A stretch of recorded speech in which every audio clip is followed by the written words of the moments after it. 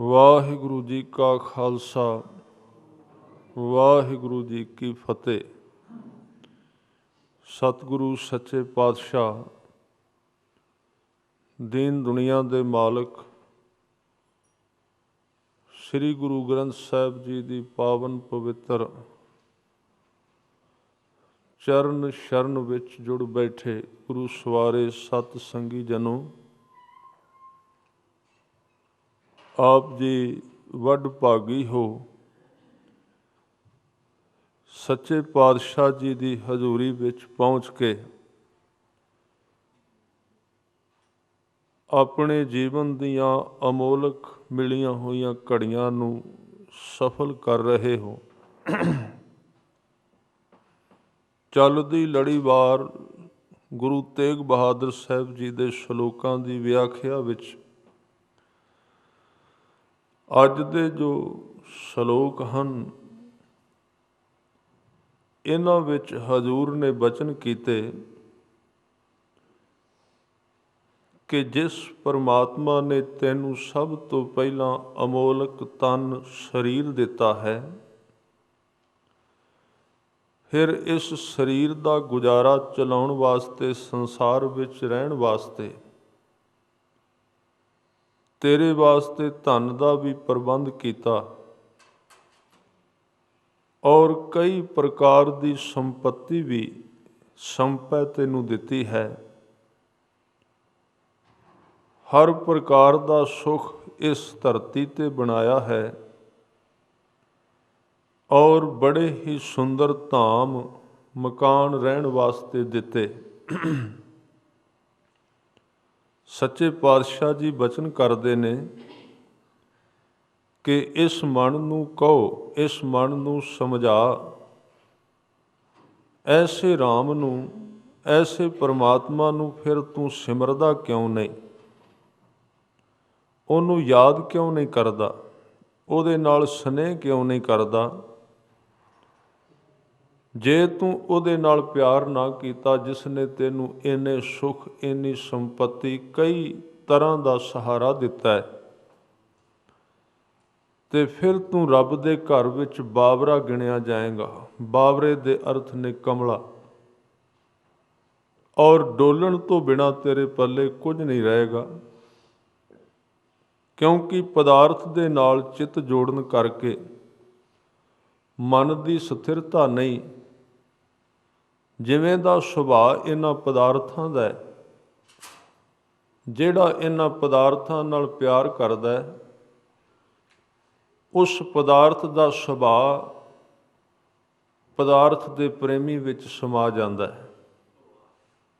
ਨਾ ਇਹ ਸੰਸਾਰ ਦੇ ਪਦਾਰਥ ਜਿਹਦੇ ਵਿੱਚ ਤਨ, ਜਿਹਦੇ ਵਿੱਚ ਧਨ ਔਰ ਧਾਮ, ਹੋਰ ਵੀ ਕਈ ਪ੍ਰਕਾਰ ਦੇ ਸੁੱਖ ਨੇ, ਨਾ ਤੇ ਇਹ ਕਦੀ ਸਥਿਰ, ਕਦੀ ਟਿਕਦੇ ਨੇ, ਔਰ ਨਾ ਕਦੀ ਕਿਸੇ ਨੂੰ ਰਜਾ ਹੀ ਸਕੇ ਨੇ। ਜਦੋਂ ਇਹਨਾਂ ਦਾ ਸੁਭਾਅ ਹੀ, ਇਹਨਾਂ ਦੀ ਉਮਰ ਹੀ ਬੜੀ ਘੱਟ ਹੈ, ਤੇ ਫਿਰ ਜਿਹੜਾ ਇਹਨਾਂ ਨਾਲ ਪਿਆਰ ਕਰੇਗਾ ਉਹਨੂੰ ਭਲਾ ਤ੍ਰਿਪਤੀ ਕਿੱਥੋਂ ਆਏਗੀ? ਉਸ ਨੂੰ ਟਿਕਾ ਕਿਵੇਂ ਮਿਲੇਗਾ? ਸਤਿਗੁਰੂ ਨੇ ਆਸਾ ਦੀ ਵਾਰ ਵਿੱਚ ਬਚਨ ਕੀਤੇ ਨੇ, ਕਹਿੰਦੇ ਨੇ ਸੰਸਾਰ ਵਿੱਚ ਵੇਖੀਏ ਸਭ ਕੁਝ ਕੂੜ ਹੈ, ਝੂਠਾ ਹੈ, ਪਰ ਝੂਠ ਮਿੱਠਾ ਬੜਾ ਹੈ। ਮਿੱਠਾ ਵੀ ਇੰਨਾ, ਕਹਿੰਦੇ ਮਾਖਿਓਂ ਤੋਂ ਵੀ ਮਿੱਠਾ ਹੈ। ਤੁਸੀਂ ਬਾਣੀ ਵਿੱਚ ਕਈ ਵਾਰੀ ਸੁਣਿਆ ਹੋਵੇਗਾ, ਆਸਾ ਦੀ ਵਾਰ ਵਿੱਚ ਸਾਹਿਬ ਕਹਿੰਦੇ ਨੇ ਕੂੜ ਰਾਜਾ, ਕੂੜ ਪਰਜਾ, ਕੂੜ ਸਭ ਸੰਸਾਰ। ਕਿੰਨੀਆਂ ਸੰਸਾਰ ਦੀਆਂ ਚੀਜ਼ਾਂ ਇਸ ਸ਼ਲੋਕ ਵਿੱਚ ਗਿਣੀਆਂ, ਤੇ ਉਹਨਾਂ ਸਾਰੀਆਂ ਨੂੰ ਕੂੜ ਕਿਹਾ ਹੈ। ਕੂੜ ਦਾ ਮਤਲਬ ਹੈ ਕੂੜਾ, ਕੂੜੇ ਦਾ ਮਤਲਬ ਹੈ ਝੂਠਾ, ਝੂਠੇ ਦਾ ਭਾਵ ਹੈ ਜਿਸ ਦਾ ਨਾਸ਼ ਹੋ ਜਾਏ। ਭਾਵੇਂ ਕਿ ਪਦਾਰਥ ਇੱਥੇ ਰਹਿੰਦਾ ਹੈ, ਇੱਕ ਮਨੁੱਖ ਨੇ ਆਪਣੀ ਸਾਰੀ ਜ਼ਿੰਦਗੀ ਲਗਾ ਕੇ ਦਿਨ ਰਾਤ ਆਪਣੀ ਜੀਵਨ ਦੀ ਸ਼ਕਤੀ ਤੋਂ ਆਊਟ ਆਫ ਰੇਂਜ ਬਾਹਰ ਜਾ ਕੇ ਵੀ ਕੰਮ ਕਰੇ, ਦਿਨ ਰਾਤ ਥਕੇਵੇਂ ਵਿੱਚ ਕੰਮ ਕਰੇ, ਨੀਂਦ ਵਿੱਚ ਕੰਮ ਕਰੇ, ਸੰਸਾਰ ਦੇ ਸੰਬੰਧਾਂ ਨੂੰ ਭੁਲਾ ਕੇ ਦੌੜਿਆ ਫਿਰੇ, ਧਰਮ ਦੀ ਗੱਲ ਸੁਣਨ ਵਾਸਤੇ ਜਿਹਨੂੰ ਟਾਈਮ ਨਹੀਂ ਮਿਲਦਾ, ਦਿਨ ਰਾਤ ਜਿੰਨੇ ਸਾਰੀ ਜ਼ਿੰਦਗੀ ਲਾ ਦਿੱਤੀ, ਪਦਾਰਥ ਇਕੱਠਾ ਹੋ ਗਿਆ, ਪਦਾਰਥ ਦੇ ਢੇਰ ਲੱਗੇ ਪਏ ਨੇ ਤੇ ਮਨੁੱਖ ਇੱਥੋਂ ਚਲਾ ਜਾਂਦਾ, ਕੂਚ ਕਰ ਜਾਂਦਾ ਹੈ। ਇਸ ਤਰ੍ਹਾਂ ਦਾ ਇਹ ਸੰਸਾਰ ਦਾ ਇੱਕ ਨਕਸ਼ਾ ਹੈ, ਸੰਸਾਰ ਦੀ ਇੱਕ ਧਾਰਨਾ ਹੈ। ਸਤਿਗੁਰੂ ਨੇ ਬਾਣੀ ਵਿੱਚ ਕਿਹਾ, ਕੂੜ ਮਿੱਠਾ ਕੂੜ ਮਾਖਿਓ, ਕੂੜ ਡੋਬੇ ਪੂਰ। ਮਾਖਿਓ ਮਿੱਠਾ ਬੜਾ ਹੈ, ਮੱਖੀ ਉਸ ਮਾਖਿਓ ਦੇ ਉੱਤੇ ਬੈਠਦੀ ਏ, ਉਹਨੂੰ ਖਾਣ ਲੱਗ ਪੈਂਦੀ ਏ। ਖਾਂਦਿਆਂ ਖਾਂਦਿਆਂ ਉਹਨੂੰ ਭੁੱਲ ਜਾਂਦਾ ਵੀ ਇਹਦੇ ਉੱਤੇ ਬੈਠਣਾ ਮੇਰੀ ਮੌਤ ਦਾ ਕਾਰਨ ਬਣੇਗਾ, ਕਿਉਂਕਿ ਉਹ ਜਿਹੜੇ ਖੰਭ ਨੇ ਜਿਨ੍ਹਾਂ ਨਾਲ ਉਡਾਨ ਭਰਨੀ ਏ, ਉਸ ਮਾਖਿਓਂ ਦੇ ਲੱਗਣ ਕਰਕੇ ਨਾਲ ਚਿਪਕ ਗਏ। ਹੁਣ ਉੱਡਣਾ ਚਾਹੁੰਦੀ ਏ ਤੇ ਉੱਡਿਆ ਨਹੀਂ ਜਾਂਦਾ, ਵਿੱਚੋਂ ਨਿਕਲਿਆ ਨਹੀਂ ਜਾਂਦਾ। ਪਦਾਰਥ ਹੈ ਹੀ ਇਸ ਤਰ੍ਹਾਂ ਦਾ। ਦੋ ਚੀਜ਼ਾਂ ਸਾਡੇ ਸਾਹਮਣੇ ਗੁਰਬਾਣੀ ਵਿੱਚ, ਦੋ ਵਸਤੂਆਂ ਆਉਂਦੀਆਂ ਨੇ, ਪਰਮਾਤਮਾ ਤੇ ਪਦਾਰਥ। ਇੱਕ ਪਦਾਰਥ ਹੈ, ਇੱਕ ਪਰਮਾਤਮਾ ਹੈ। ਜੇ ਵੱਖਰਾ ਵੇਖੀਏ, ਪਦਾਰਥ ਵੱਖਰਾ ਲੱਗਦਾ ਹੈ, ਪਰਮਾਤਮਾ ਦਾ ਨਾਮ ਵੱਖਰਾ ਲੱਗਦਾ ਹੈ, ਪਰ ਅਸਲ ਵਿੱਚ ਪਦਾਰਥ ਜਿਹੜਾ ਹੈ ਪਰਮਾਤਮਾ ਦੇ ਨਾਮ ਦੀ ਹੀ ਇੱਕ ਉਪਜ ਹੈ। ਉਹਦੇ ਵਿੱਚੋਂ ਹੀ ਸਾਰਾ ਪਦਾਰਥ ਬਣਿਆ ਤੇ ਉਹਦਾ ਹੀ ਇੱਕ ਹਿੱਸਾ ਹੈ, ਉਹਦੇ ਵਿੱਚੋਂ ਹੀ ਆਇਆ। ਇਸ ਲਈ ਜਿਹੜੇ ਨਾਮ ਦੇ ਰਾਹੀਂ ਪਦਾਰਥ ਵਿੱਚ ਗਏ ਨੇ, ਨਾਮ ਦੇ ਰਾਹੀਂ ਮਾਇਆ ਵਿੱਚ ਗਏ ਨੇ, ਉਹਨਾਂ 'ਤੇ ਮਾਇਆ ਪ੍ਰਭਾਵੀ ਨਹੀਂ, ਨਾ ਦੁਖਦਾਈ ਹੈ। ਜਿਹੜੇ ਪਹਿਲਾਂ ਪਦਾਰਥ ਵਿੱਚ ਡਿੱਗ ਪਏ ਤੇ ਬਾਅਦ ਵਿੱਚ ਉਹਦੇ ਵਿੱਚ ਫਸ ਕੇ ਉਹਨਾਂ ਨੇ ਨਾਮ ਵੱਲ ਜੁੜਨ ਦੀ ਕੋਸ਼ਿਸ਼ ਕੀਤੀ, ਜੁੜਨਾ ਬਹੁਤ ਔਖਾ ਹੋ ਗਿਆ, ਉੱਥੋਂ ਨਿਕਲ ਨਹੀਂ ਸਕਦੇ। ਇਸ ਕਰਕੇ ਸਤਿਗੁਰੂ ਨੇ ਇਹ ਬਚਨ ਕੀਤੇ ਨੇ ਕਿ ਉਸ ਪਰਮਾਤਮਾ ਨੂੰ ਚੇਤੇ ਕਰ ਜਿਹਨੇ ਤੈਨੂੰ ਇੰਨੇ ਸੁੱਖ ਦਿੱਤੇ, ਇੰਨਾ ਤੇਰਾ ਪ੍ਰਬੰਧ ਕੀਤਾ, ਉਪਰਾਲਾ ਕੀਤਾ। ਇਹਨਾਂ ਵਿੱਚ ਸਭ ਤੋਂ ਪਹਿਲਾਂ ਜਿਹੜੀ ਦਾਤ ਪਰਮਾਤਮਾ ਨੇ ਸਾਨੂੰ ਦਿੱਤੀ, ਕਿਉਂਕਿ ਦਾਤੇ ਨੂੰ, ਕਾਦਰ ਨੂੰ ਵੇਖਣ ਵਾਸਤੇ ਹਰ ਇੱਕ ਧਰਮੀ ਮਨੁੱਖ ਗੱਲ ਤੇ ਜ਼ਰੂਰ ਕਰਦਾ। ਪਹਿਲੀ ਗੱਲ, ਪਰਮਾਤਮਾ ਦੀ ਗੱਲ ਸੰਸਾਰ ਵਿੱਚ ਆਦਿ ਕਾਲ ਤੋਂ ਚੱਲ ਰਹੀ ਹੈ, ਸ਼ੁਰੂ ਤੋਂ ਚੱਲਦੀ ਹੈ, ਪਰ ਬਹੁਤ ਘੱਟ ਲੋਕ ਨੇ ਜਿਹੜੇ ਉਹਦੇ ਨਾਲ ਸੰਪਰਕ ਕਰ ਸਕਦੇ ਨੇ। ਪਹਿਲੀ ਗੱਲ ਤੇ ਉਹਨਾਂ ਨੂੰ ਰਸਤਾ ਹੀ ਠੀਕ ਨਹੀਂ ਮਿਲਦਾ, ਤੇ ਜਦੋਂ ਰਸਤਾ ਠੀਕ ਨਹੀਂ ਮਿਲਦਾ, ਸਹਿਜੇ ਸਹਿਜੇ ਪਰਮਾਤਮਾ ਦੀ ਕਹਾਣੀ ਕੇਵਲ ਕਥਾਵਾਂ ਵਿੱਚ, ਕੇਵਲ ਕੀਰਤਨ ਵਿੱਚ, ਕੇਵਲ ਵਾਰਾਂ ਦੇ ਵਿੱਚ, ਸਟੇਜਾਂ 'ਤੇ ਗਾਈ ਜਾਣ ਲੱਗਦੀ ਏ। ਬੰਦੇ ਦੇ ਜੀਵਨ ਵਿੱਚ ਪਰਮਾਤਮਾ ਦਾ ਪਿਆਰ ਅਧੂਰਾ ਰਹਿ ਜਾਂਦਾ, ਕਿਉਂਕਿ ਉਹਨੂੰ ਉਸ ਰਸਤੇ ਦੇ ਉੱਤੇ ਤੁਰਨ ਵਾਸਤੇ ਸਾਫ਼ ਦਰਵਾਜ਼ੇ ਨਹੀਂ ਲੱਭਦੇ। ਕਿਹੜੇ ਪਾਸੇ ਤੁਰਾਂ, ਔਖਾ ਬੜਾ। ਜੇ ਗਿਆਨ ਵਾਲਿਆਂ ਨੂੰ ਪੁੱਛੋ, ਉਹ ਕਹਿਣਗੇ ਪਰਮਾਤਮਾ ਨਿਰਾਕਾਰ ਹੈ, ਉਹਦਾ ਕੋਈ ਆਕਾਰ ਨਹੀਂ, ਆਕਾਰ ਤੋਂ ਰਹਿਤ ਹੈ ਪਰਮਾਤਮਾ, ਉਸ ਦਾ ਕੋਈ ਵੀ ਆਕਾਰ ਨਹੀਂ ਹੈ, ਨਿਰਾਕਾਰ ਵਾਹਿਗੁਰੂ ਹੈ। ਜੇ ਦੂਜੇ ਪਾਸੇ ਜਾਓ ਤੇ ਜਿਹੜੇ ਭਾਵਕ ਲੋਕ ਨੇ ਉਹ ਕਹਿੰਦੇ ਨੇ ਪਰਮਾਤਮਾ ਆਕਾਰ ਵਾਲਾ ਹੈ, ਤੇ ਜਦੋਂ ਆਕਾਰ ਬਾਰੇ ਬੰਦਾ ਸੋਚਦਾ ਹੈ, ਉਹਦੇ ਵਿੱਚ ਉਹ ਦਿਮਾਗ ਦੀਆਂ ਆਪਣੀਆਂ ਘਾੜਤਾਂ ਬਣਾ ਕੇ, ਆਪਣੀਆਂ ਮੂਰਤਾਂ ਬਣਾ ਕੇ ਆਪਣੇ ਰੱਬ ਪੈਦਾ ਕਰ ਲੈਂਦਾ ਹੈ। ਔਖਾ ਬਹੁਤ। ਗੁਰਬਾਣੀ ਵਿੱਚ ਵੀ ਇਹਨਾਂ ਦੋਵਾਂ ਰੂਪਾਂ ਦਾ ਜ਼ਿਕਰ ਕੀਤਾ ਗਿਆ, ਨਿਰਾਕਾਰ ਤੇ ਆਕਾਰ ਵਾਲਾ ਪਰਮਾਤਮਾ, ਦੋਵਾਂ ਦਾ ਵਰਣਨ ਕੀਤਾ। ਕਲਗੀਆਂ ਵਾਲੇ ਨੇ ਕਿਹਾ ਉਹਦਾ ਕੋਈ ਚੱਕਰ ਨਹੀਂ, ਉਹਦਾ ਕੋਈ ਚਿਹਨ ਨਹੀਂ, ਉਹਦੇ ਕੋਈ ਪੈਰ ਨਹੀਂ, ਤੇ ਦੂਸਰੇ ਪਾਸੇ ਨਾਲ ਹੀ ਕਿਹਾ ਉਹਦਾ ਨੱਕ ਵੀ ਹੈ, ਉਹਦਾ ਮੂੰਹ ਵੀ ਹੈ, ਉਹਦਾ ਸਰੀਰ ਵੀ ਹੈ, ਉਹਦਾ ਦੇਹ ਵੀ ਹੈ। ਇੱਕ ਥਾਂ ਤੇ ਸੱਚੇ ਪਾਤਸ਼ਾਹ ਗੁਰੂ ਨਾਨਕ ਦੇਵ ਜੀ ਨੇ ਇਹਨਾਂ ਦੋਵਾਂ ਚੀਜ਼ਾਂ ਨੂੰ ਮਿਕਸ ਕਰ ਦਿੱਤਾ, ਇਕੱਠੇ ਹੀ ਬਣਾ ਦਿੱਤਾ, ਕਿਉਂਕਿ ਇਹ ਧਾਰਮਿਕ ਜਿਨ੍ਹਾਂ ਨੇ ਉਸ ਪਰਮਾਤਮਾ ਦੀ ਪ੍ਰਤੀਤੀ ਕੀਤੀ ਹੈ, ਉਹਦੇ ਚਰਨਾਂ ਨਾਲ ਜੁੜੇ ਨੇ, ਉਹਨਾਂ ਵਾਸਤੇ ਇਹ ਬਹੁਤ ਕਠਿਨ ਹੋ ਜਾਂਦਾ ਹੈ ਕਿ ਉਹ ਪਰਮਾਤਮਾ ਦੀ ਵਿਆਖਿਆ ਦਿਸ ਦੇ ਰੂਪ ਵਿੱਚ ਕਰਨ ਕਿ ਅਣਦਿਸ ਦੇ ਰੂਪ ਵਿੱਚ ਕਰਨ। ਕਿਉਂਕਿ ਜੇ ਕਹਿੰਦੇ ਨੇ ਉਹ ਇਕੱਲਾ ਗਿਆਨ ਨਾਲ ਅਣਦਿਸਦਾ ਹੈ, ਦਿਸਣ ਵਿੱਚ ਨਹੀਂ ਆਉਂਦਾ, ਤੇ ਇੱਕ ਆਮ ਬੰਦੇ ਦੀ ਪਕੜ ਵਿੱਚ ਨਹੀਂ ਆਉਂਦਾ, ਉਹ ਕਰੇ ਕੀ ਅਣਦਿਸਦੇ ਨੂੰ, ਉਹਨੂੰ ਦਿਸਦਾ ਨਹੀਂ, ਉਹ ਭਟਕਦਾ ਰਹਿੰਦਾ, ਆਕਾਸ਼ ਵਿੱਚ ਤਲਵਾਰਾਂ ਮਾਰਦਾ ਰਹਿੰਦਾ, ਹੱਥ ਕੁਝ ਵੀ ਨਹੀਂ ਆਉਂਦਾ।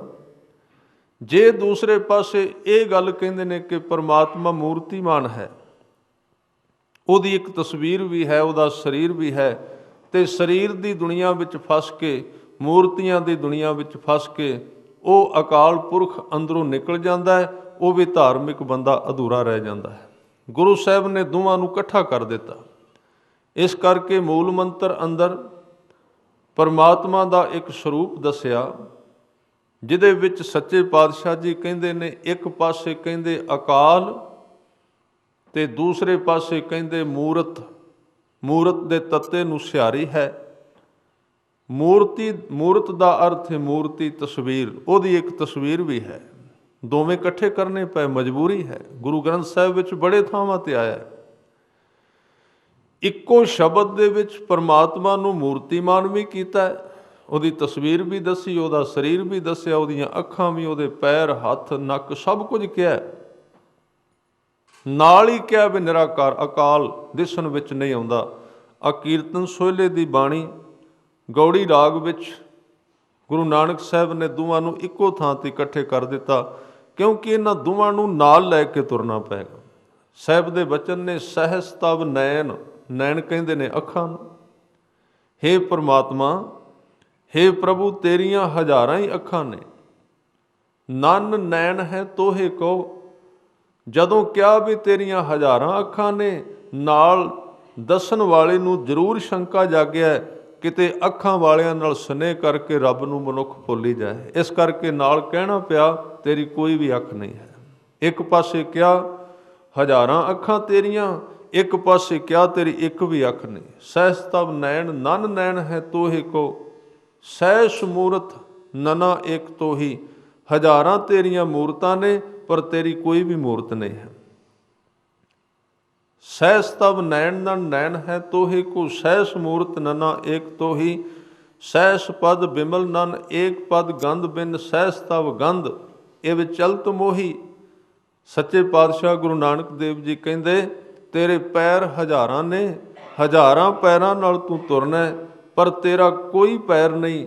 ਹਜ਼ਾਰਾਂ ਤੇਰੀ ਨਾਸਿਕਾ ਹੈ, ਤੇਰੇ ਨੱਕ ਨੇ, ਪਰ ਤੇਰੀ ਕੋਈ ਵੀ ਨੱਕ ਨਹੀਂ ਹੈ। ਕੋਈ ਤੇਰੀ ਗੰਧ ਲੈਣ ਵਾਲਾ ਇੰਦਰਾ ਹੀ ਨਹੀਂ ਹੈ। ਇਵ ਚਲਤ ਮੋਹੀ। ਸਾਹਿਬ ਕਹਿੰਦੇ, ਮੈਂ ਇਸ ਕਰਕੇ ਤੇਰੇ ਵੱਲੋਂ ਵੇਖ ਕੇ ਮੋਹਿਆ ਗਿਆ। ਤੂੰ ਕਿਵੇਂ ਦਾ ਇੱਕ ਪਾਸੇ ਰੂਪਮਾਨ ਹੋਇਆ ਬੈਠਾ, ਇੱਕ ਪਾਸੇ ਅਰੂਪ ਹੈ। ਦੋਵਾਂ ਪਾਸੇ ਤੈਨੂੰ ਵੇਖਣਾ। ਤਾਂ ਹੀ ਕਹਿਣਾ ਪਿਆ ਗੁਰੂ ਅਰਜਨ ਦੇਵ ਜੀ ਨੂੰ, ਦੋਹਾਂ ਸਿਰਿਆਂ ਕਾ ਆਪ ਸੁਆਮੀ, ਖੇਲੈ ਬਿਗਸੈ ਅੰਤਰਜਾਮੀ। ਦੋਵਾਂ ਸਿਰਿਆਂ ਦਾ ਮਾਲਕ ਹੈ। ਦਿਸਣ ਵਾਲੇ ਦੇ ਵਿੱਚ ਹੈ, ਉਹ ਵੀ ਉਹਦਾ ਹੀ ਰੂਪ ਹੈ। ਇਸ ਮਟੀਰੀਅਲ ਨੂੰ, ਇਸ ਪਦਾਰਥ ਨੂੰ, ਇਹਨਾਂ ਸਰੀਰ ਧਾਰੀਆਂ ਨੂੰ, ਇਸ ਬਨਸਪਤੀ ਦੇ ਵਿੱਚ ਉਹ ਹੀ ਤੇ ਬੈਠ ਕੇ ਖਿੜਦਾ ਪਿਆ।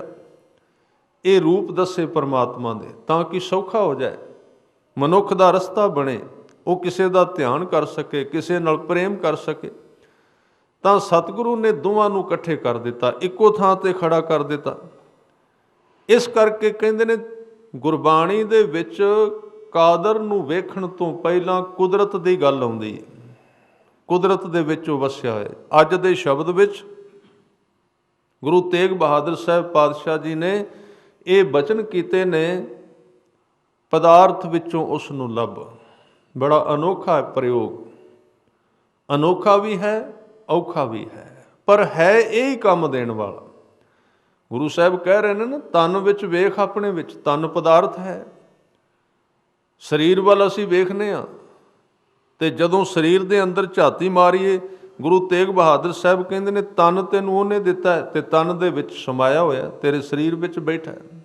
ਉਹ ਕਰਤਾ ਵੀ ਹੈ ਤੇ ਭੁਗਤਾ ਵੀ ਹੈ, ਵਿੱਚ ਦੇਣ ਵਾਲਾ ਵੀ ਹੈ। ਸਰੀਰ ਬਣਾਇਆ ਵੀ ਉਹਨੇ ਤੇ ਆਪ ਵੀ ਵਿੱਚ ਬੈਠ ਗਿਆ। ਉਹਨੂੰ ਆਪਣੇ ਸਰੀਰ ਵਿੱਚੋਂ ਲੱਭ। ਹੁਣ ਜਦੋਂ ਅਸੀਂ ਆਪਣੇ ਸਰੀਰ ਵਿੱਚ ਝਾਤੀ ਮਾਰਨੇ ਆ, ਇਹਦੇ ਵਿੱਚ ਕੁਝ ਨਹੀਂ ਦਿਸਦਾ ਸਾਨੂੰ। ਇਹਦੇ ਵਿੱਚ ਸਾਨੂੰ ਵੈਸੇ ਤੇ ਸਰੀਰ ਆਪਣਾ ਬੰਦੇ ਨੂੰ ਆਪ ਦਿਸਦਾ ਹੀ ਨਹੀਂ।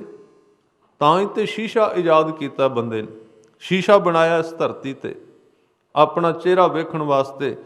ਫਿਰ ਅਸੀਂ ਆਪਣੀ ਫੋਟੋ ਖਿਚਵਾਉਂਦੇ ਹਾਂ, ਫਿਰ ਚੰਗੀ ਤਰ੍ਹਾਂ ਉਹਨੂੰ ਵੇਖਦੇ ਹਾਂ ਕਿਵੇਂ ਦਾ ਨੈਣ ਨਕਸ਼ ਹੈ। ਆਪਣਾ ਸਰੀਰ ਸਾਨੂੰ ਆਪ ਨਹੀਂ ਦਿਸਦਾ, ਦੂਸਰੇ ਸਰੀਰ ਦਿਸਦੇ ਨੇ। ਆਪਣਾ ਸਰੀਰ ਨਜ਼ਰ ਨਹੀਂ ਆਉਂਦਾ, ਪਰ ਸਰੀਰ ਦੇ ਵਿਚਲੀਆਂ ਜਿਹੜੀਆਂ ਕਿਰਿਆਵਾਂ ਨੇ ਉਹ ਸਾਨੂੰ ਕੁਝ ਨਜ਼ਰ ਆਉਂਦੀਆਂ ਨੇ। ਸਾਨੂੰ ਅੱਜ ਤੱਕ ਇਸ ਤਨ ਦੇ ਵਿੱਚੋਂ ਕੀ ਲੱਭਾ ਹੈ, ਜੋ ਕੁਝ ਅਸੀਂ ਇਹਦੇ ਵਿੱਚੋਂ ਖੋਜਿਆ ਉਹ ਹੀ ਸਾਨੂੰ ਮਿਲੇਗਾ। ਦੂਸਰੀ ਚੀਜ਼ ਨਹੀਂ ਮਿਲੇਗੀ। ਤਨ ਪਰਮਾਤਮਾ ਨੇ ਦਿੱਤਾ ਹੈ। ਗੁਰੂ ਸਾਹਿਬ ਨੇ ਪਹਿਲਾ ਬਚਨ ਕੀਤਾ, ਤਨ ਦਿੱਤਾ ਤੈਨੂੰ ਉਹਨੇ, ਸਰੀਰ ਦਿੱਤਾ ਹੈ। ਇਹਨੂੰ ਸਰੀਰ ਨੂੰ ਚੰਗੀ ਤਰ੍ਹਾਂ ਹੋਸ਼ ਨਾਲ ਵੇਖ, ਇਹਦੇ ਵਿੱਚ ਕੀ ਹੈ, ਇਹਦੇ ਵਿੱਚੋਂ ਤੈਨੂੰ ਲੱਭ ਪਏਗਾ, ਹੋਰ ਕਿਤੇ ਲੱਭਣ ਦੀ ਲੋੜ ਨਹੀਂ। ਹਜ਼ੂਰ ਕਹਿੰਦੇ ਨੇ ਆਪਣੇ ਚੱਲਦੇ ਹੋਏ ਸਵਾਸਾਂ ਨੂੰ ਵੇਖ, ਇਹਨਾਂ ਸਵਾਸਾਂ ਦੇ ਵਿੱਚ ਕੌਣ ਚੱਲ ਰਿਹਾ। ਅਸੀਂ ਕਵਾਂਗੇ ਸਵਾਸ ਮੈਂ ਲੈ ਰਿਹਾ, ਮੈਂ ਖਿੱਚਣਾ, ਮੈਂ ਛੱਡਦਾ ਹਾਂ, ਸਵਾਸ ਆਉਂਦੇ ਨੇ, ਇਹ ਮੇਰਾ ਕਰਮ ਹੈ। ਸਵਾਸ ਲੈਣਾ ਬੰਦੇ ਦਾ ਕਰਮ ਨਹੀਂ ਹੈ। ਸਵਾਸ ਲੈਣਾ ਮਨੁੱਖ ਦੀ ਆਪਣੀ ਕੋਈ ਵੀ ਕਾਢ ਨਹੀਂ। ਸਵਾਸ ਕੁਦਰਤੀ ਹੈ, ਸਵਾਸ ਪਰਮਾਤਮਾ ਦਵਾਰਿਆ ਹੈ, ਮਨੁੱਖ ਨਹੀਂ ਲੈ ਰਿਹਾ। ਕਿਉਂਕਿ ਜੇ ਮਨੁੱਖ ਸਵਾਸ ਲੈਂਦਾ ਹੋਵੇ ਤੇ ਸਾਧ ਸੰਗਤ ਜਦੋਂ ਬੰਦਾ ਨੀਂਦ ਵਿੱਚ ਚਲਾ ਜਾਂਦਾ ਹੈ, ਰਾਤ ਸੌਂ ਕੇ ਉੱਠਦਾ ਹੈ, ਕਈ ਘੰਟੇ ਸੁੱਤਾ ਰਹਿੰਦਾ ਹੈ, ਤੇ ਉਹ ਨੀਂਦ ਦੇ ਅੰਦਰ ਮਨੁੱਖ ਕਿਹੜਾ ਸਵਾਸ ਲੈਂਦਾ, ਕਿਹੜਾ ਉਹਨੂੰ ਪਤਾ ਲੱਗਦਾ ਮੈਂ ਸਵਾਸ ਲੈਣਾ ਕਿ ਨਹੀਂ? ਉਹ ਕੋਈ ਹੋਰ ਦਵਾ ਰਿਹਾ, ਸਵਾਸ ਅੰਦਰ ਦਵਾਈ ਜਾ ਰਿਹਾ। ਇਸ ਕਰਕੇ ਸਭ ਤੋਂ ਪਹਿਲੀ ਦਾਤ ਸਵਾਸ ਹੈ, ਜਿਹੜੀ ਨਿਰੰਤਰ ਹੀ ਆਪਣੇ ਆਪ ਬੰਦੇ ਦੇ ਯਤਨ ਤੋਂ ਬਿਨਾਂ ਵੀ ਚੱਲਦੀ ਹੈ। ਸਰੀਰ ਦੀਆਂ ਹੋਰ ਕਿਰਿਆਵਾਂ ਨੇ, ਅਜੇ ਉਹਨਾਂ ਵਿੱਚ ਇੰਨਾ ਅਸੀਂ ਨਹੀਂ ਵੇਖ ਸਕਦੇ ਕਿ ਪਰਮਾਤਮਾ ਕਰ ਰਿਹਾ। ਥੋੜ੍ਹਾ ਜਿਹਾ ਓਹਲਾ ਹੈ, ਬੰਦਾ ਅੱਖ ਖੋਲ੍ਹੇ ਤਾਂ ਦਿਸਦਾ, ਅੱਖ ਬੰਦ ਕਰੇ ਤਾਂ ਨਹੀਂ ਦਿਸਦਾ। ਸਿਰਫ ਤਨ ਦੇ ਉੱਤੇ ਥੋੜ੍ਹੀ ਜਿਹੀ ਬੇਨਤੀ ਕਰਾਂ, ਕਿਉਂਕਿ ਇਹਨਾਂ ਸ਼ਬਦਾਂ ਦੇ ਵਿੱਚ ਬੰਦੇ ਨੂੰ ਮਿਲੀਆਂ ਹੋਈਆਂ ਦਾਤਾਂ ਵੱਲ ਗੁਰੂ ਸਾਹਿਬ ਨੇ ਝਾਤੀ ਪਵਾਈ ਏ। ਕਈ ਵਾਰੀ ਇੰਨਾ ਸੋਹਣਾ ਸਰੀਰ ਮਿਲਿਆ ਹੁੰਦਾ ਹੈ ਤੇ ਅਸੀਂ ਕਹਿ ਦਿੰਦੇ ਹਾਂ ਸਾਡੇ ਕੋਲ ਹੀ ਕੁਝ ਨਹੀਂ, ਸਾਨੂੰ ਰੱਬ ਨੇ ਦਿੱਤਾ ਹੀ ਕੁਝ ਨਹੀਂ, ਕਰੀਏ ਕੀ, ਕਿਸਮਤ ਵਿੱਚ ਕੁਝ ਨਹੀਂ ਲਿਖਿਆ। ਗੁਰੂ ਗ੍ਰੰਥ ਸਾਹਿਬ ਪਾਤਸ਼ਾਹ ਜੀ ਨੂੰ ਪੁੱਛੀਏ ਤੇ ਸਾਹਿਬ ਕਹਿੰਦੇ ਨੇ ਸਭ ਤੋਂ ਵੱਡੀ ਕਿਸਮਤ, ਸਭ ਤੋਂ ਵੱਡੇ ਭਾਗ ਆ ਜਿਹੜਾ ਤੈਨੂੰ ਤਨ ਮਿਲ ਗਿਆ ਹੈ। ਇਹ ਛੋਟੀ ਜੀ ਕਿਸਮਤ ਨਹੀਂ, ਇਹਦੇ ਤੋਂ ਅੱਗੇ ਤੇ ਕੱਖ ਵੀ ਨਹੀਂ ਹੈ। ਬਾਕੀ ਚੀਜ਼ਾਂ ਤੇ ਕੋਈ ਕਿਸਮਤ ਵਾਲੀਆਂ ਹੈ ਨਹੀਂ। ਸਰੀਰ ਸਭ ਤੋਂ ਵੱਡੇ ਭਾਗ ਨੇ।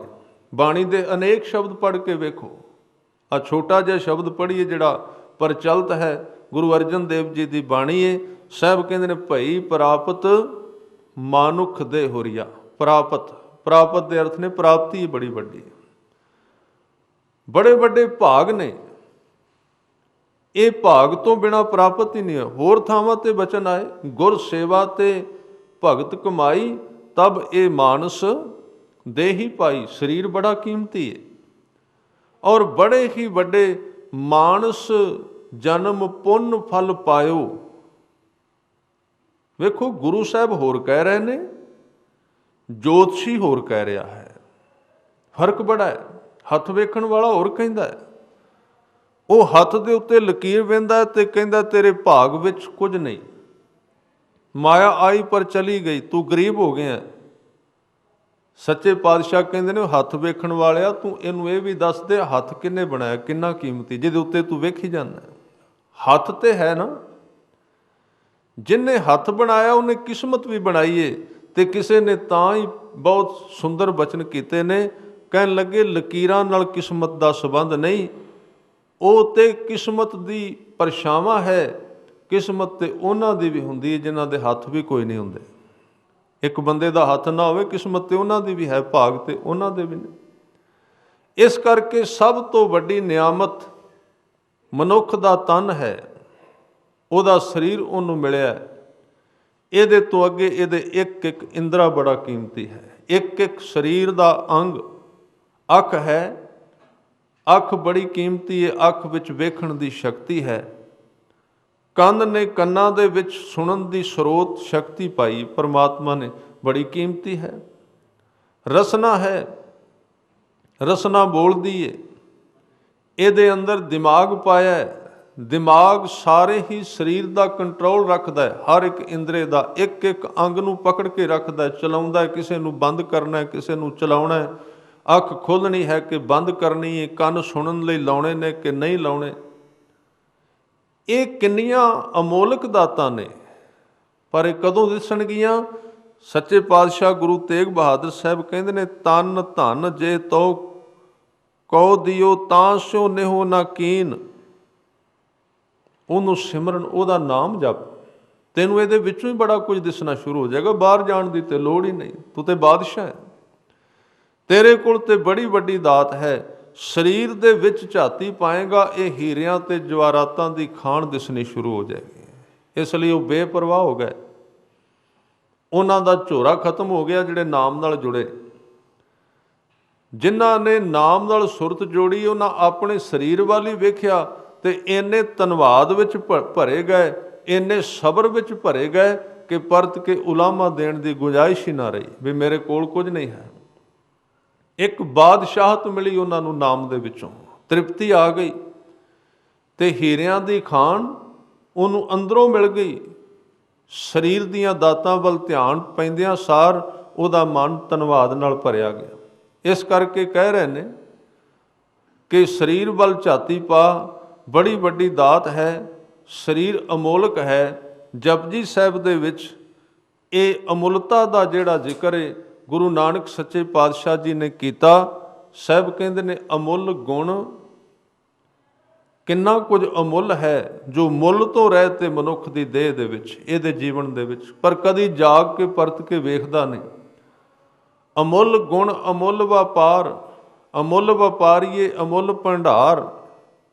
ਤੇਰੇ ਜੀਵਨ ਦੇ ਵਿੱਚ ਅਮੁੱਲ ਹੀ ਖਜ਼ਾਨੇ ਪਏ ਹੋਏ ਨੇ ਤੇ ਜਦੋਂ ਤੂੰ ਉਹਨਾਂ ਦਾ ਵਪਾਰ ਕਰੇਗਾ ਉਹ ਅਮੁੱਲ ਵਸਤੂ ਤੇਰੇ ਜੀਵਨ ਵਿੱਚ ਪ੍ਰਗਟ ਹੋ ਜਾਏਗੀ। ਅਮੁੱਲ ਗੁਣ ਅਮੁੱਲ ਵਪਾਰ, ਅਮੁੱਲ ਵਪਾਰੀਏ।